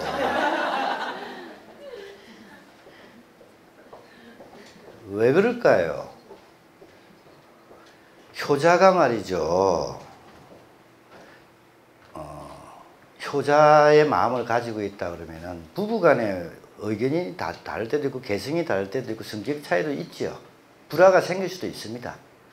근데 그 남편이 효자면은 부인한테 못되게 굴어도 그 구는 게 정도가 있어요. 가혹한 짓은 못합니다. 왜 그럴 것 같아요? 여러분들 저도 지금 지난 시간 담배를 한 대 피우고 왔는데 담배를 내가 끊으려고 하는데 잘 안 끊어져. 이유가 뭐겠습니까? 내가 40년을 담배를 피웠으니까. 사람이 말이죠. 잘 되고 안 되고에 잘 되고 안 되고를 결정하는 큰 요건 중에 하나가 뭐냐면은 섭입니다. 섭. 습관이 어떻게 들어져 있냐. 공부하는 습관이 들어있는 친구한테는 공부하기가 쉬워. 공부 안 하던 애가 공부하려면 이것처럼 고역이 없습니다. 습관이 들어있는 일은 너무 쉬워. 착한 마음도 나쁜 마음도 습관입니다. 여러분 개가천선이란 말 알죠? 개가천선이 뭐예요? 잘못을 고쳐가지고 착하게 되는 게 개가천선이죠. 물론 우리는 누구나 다 완선을 완미할 수가 없으니까 늘 자기 잘못을 개가천선해야 될 겁니다. 그죠? 그리고 또 때로는 드물게나마 아주 그 못된 사람이 어느 날 대우각성해가지고 훌륭한 사람으로 탈바꿈하는 경우도 실제 있지요. 있습니다. 그렇지만은 그게 힘든 일이고 그런 경우가 아주 적어요. 섭을 권치기가 어렵습니다. 바꾸어 얘기하면은 개선 첨가하기도 힘들어요. 원래 품성이 좋은 애가 나쁘게 되기도 이거 참 힘든 일입니다. 뭐 충격을 받거나 뭐 큰 문제가 생기지 않는 범위 안에서는 착한 애가 나쁜 애 되기도 힘들어요. 효자라는 얘기는 착하다는 얘기입니다. 어리석은 사람들은 이런 사람들이 있더라고요. 아, 우리 집 며느리는 저거 친정에다 자꾸 뭘 갖다 준다고. 친정에다 자꾸 퍼다 나른다고. 참 어리석은 엄마예요. 자기 친정에 자꾸 퍼다 나르는 심성을 가지고 있어야 내한테도 잘하겠죠. 근데 가만 보십시오. 내한테 되게 잘하는 며느리감이나 며느리가 있는데 걔가 지네 생부모한테는 잘 안 해. 그럼 너무 뻔한 진리 아닙니까? 걔가 지금 내한테 잘하는 거는 뭔가 이유가 있겠죠. 자기를 낳아 길러준 부모한테 잘하지 못하는 애가 내한테 잘하면 얼마나 잘하겠어요. 당연지사 아닙니까? 반면에 지네 낳아준 부모한테 저렇게 지극한 애가 시어머니한테 내한테 나쁘게 하면 또 얼마나 나쁘게 하겠어요. 왜 그 간단한 이치를 몰라?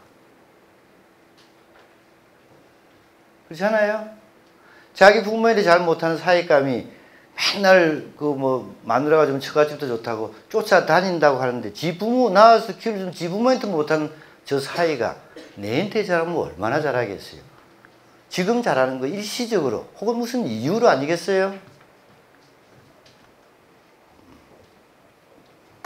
그게 뻔한 이치라는 얘기입니다.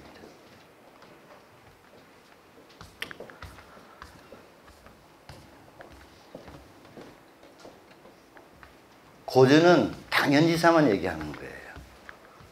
그리고 우리는 조금만 하기사죠. 조금만 생각해보면 답을 알 수가 있는데 계속 우리는 그 뻔한 사실하고 다르게 생각을 해.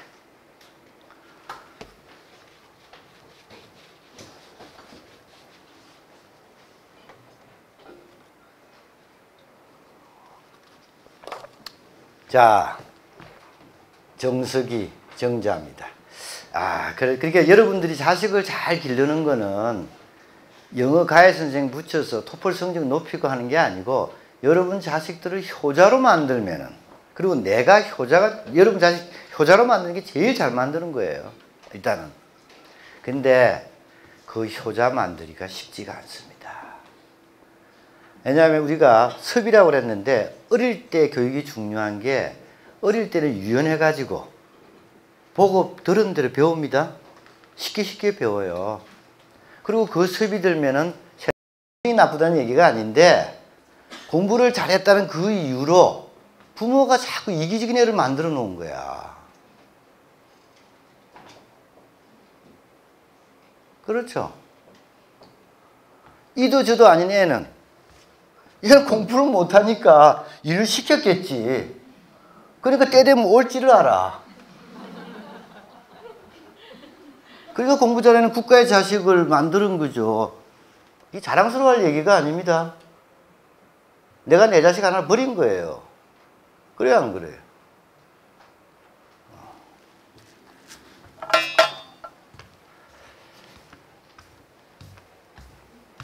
우리 어머니가 만약에 나를 대청소 때, 내일 중간고사인데, 지금 바빠 죽겠는데, 시험 공부하기 힘들어 죽겠는데, 청소 좀 면제시켜달라 그랬을 때, 우리 어머니가 만약에 나보고, 야, 이놈아, 공부는 네 일이고, 대청소는 집안일인데, 공부는 네가 알아서 할 일이고, 집안일은 어머니가 같이 해야지라고 우리 어머니가 나를 사랑하셨으면은, 내가 지금의 내보다는 조금 나은 놈이 되지 않았을까 하는 생각이 듭니다. 어때요?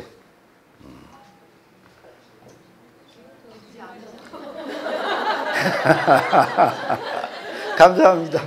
자, 이게 다시 한번 읽어보십시오. 이제 정자 요 본문을 얘기하고 다시 한번 읽어보십시오.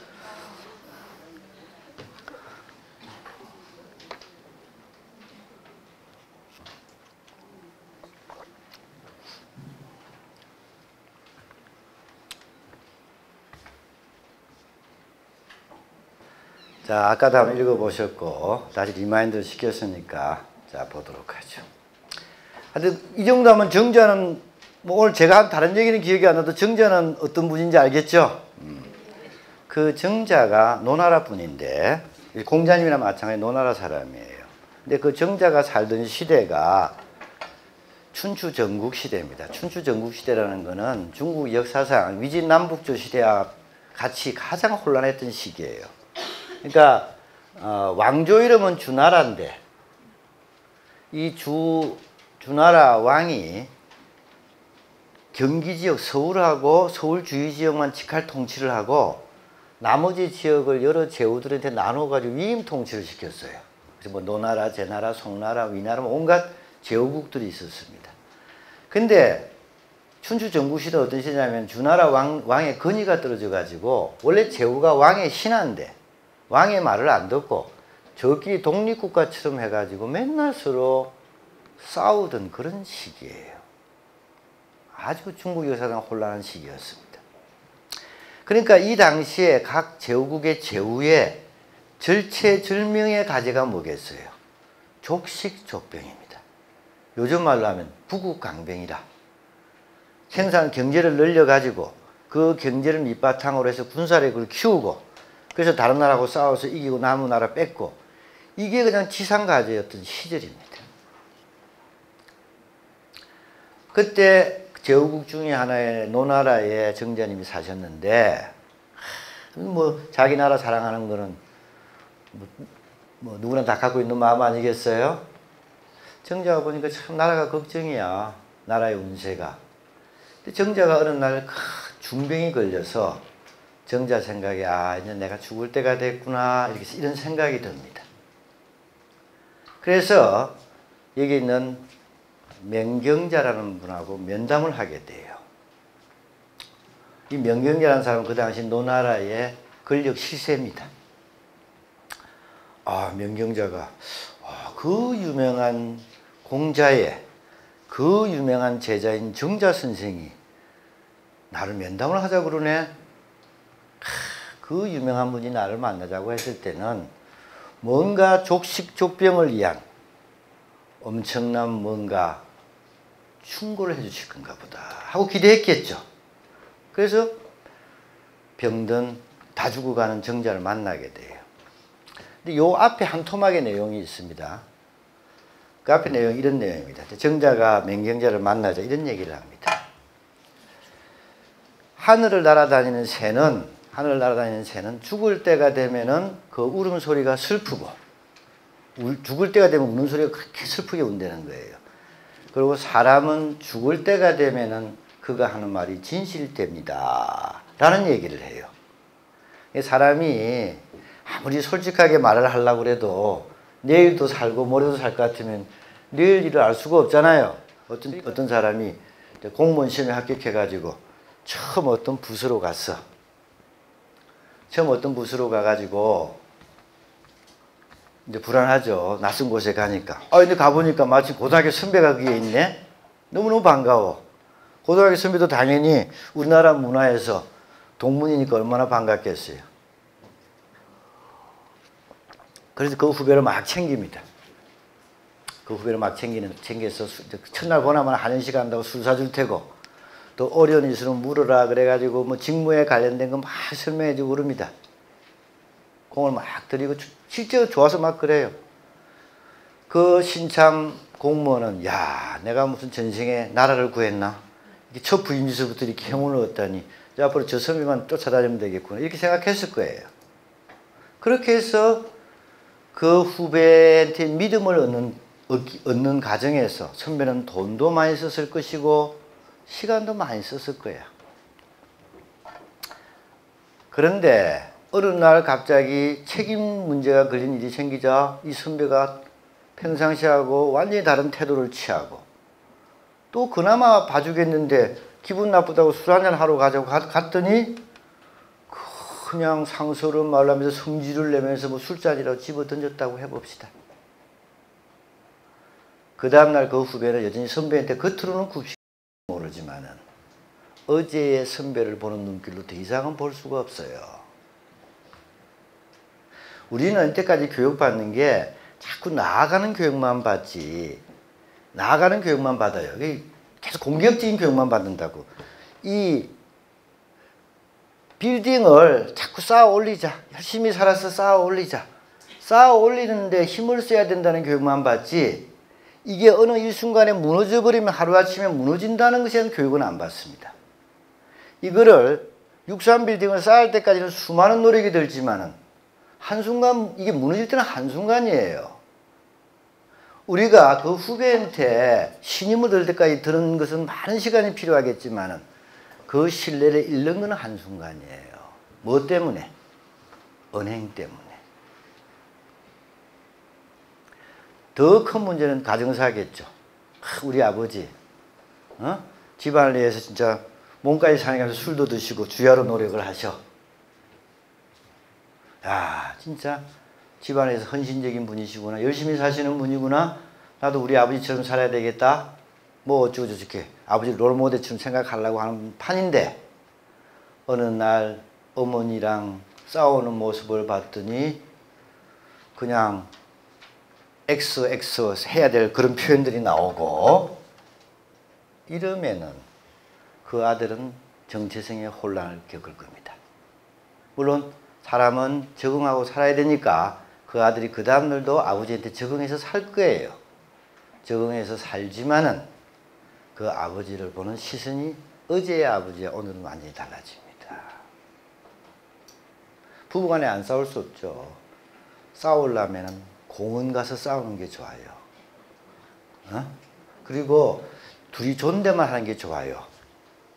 둘이 일단 존댓말을 일단 하면은 섭입되어 가지고 기분 나쁘면 반말 정도로 나옵니다. 한 단계 내려가. 근데 반말하고 지내다가 한 단계 내려가면은 욕설 나옵니다. 이게 존댓말 해서 훈련을 시켜 놓는 게 안전장치예요. 싸우더라도 반말까지 해서 끝나게. 이게 부모가 사실 자식한테 얼마나 헌신적이고 많은 노력을 들여요. 자식을 위해서 공든탑을 쌓았네. 그러나 이 공든탑이 한 번의 은행에 의해서 무너져 버린다고요.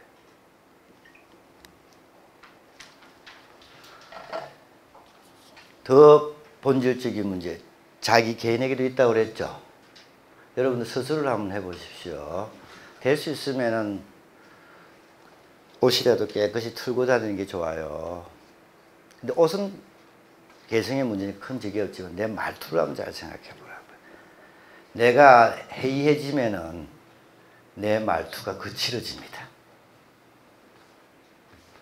우리가 욕설도 쓸 때가 있어요. 욕설을 자꾸 하면 스트레스가 풀리죠. 그래서 유용한 면이 있는데 욕설을 하면 좀 시원하고 스트레스가 풀린다는 얘기는 역으로 얘기하면 뭐겠어요? 내가 욕설을 좋아하는 상태가 됐다는 얘기입니다. 욕설이냐 바른말이냐가 그게 거죽이죠. 내 내면이 거죽으로 드러나는 것과 마찬가지로 내 거죽을 단돌이 하면은 내면이 단돌이가 됩니다. 내 속이. 나를 위해서라도 나의 낯빛과 나의 말투, 나의 몸가짐을 조심할 필요가 있어요. 그게 나를 지키는 하나의 수칙이 될 수가 있습니다.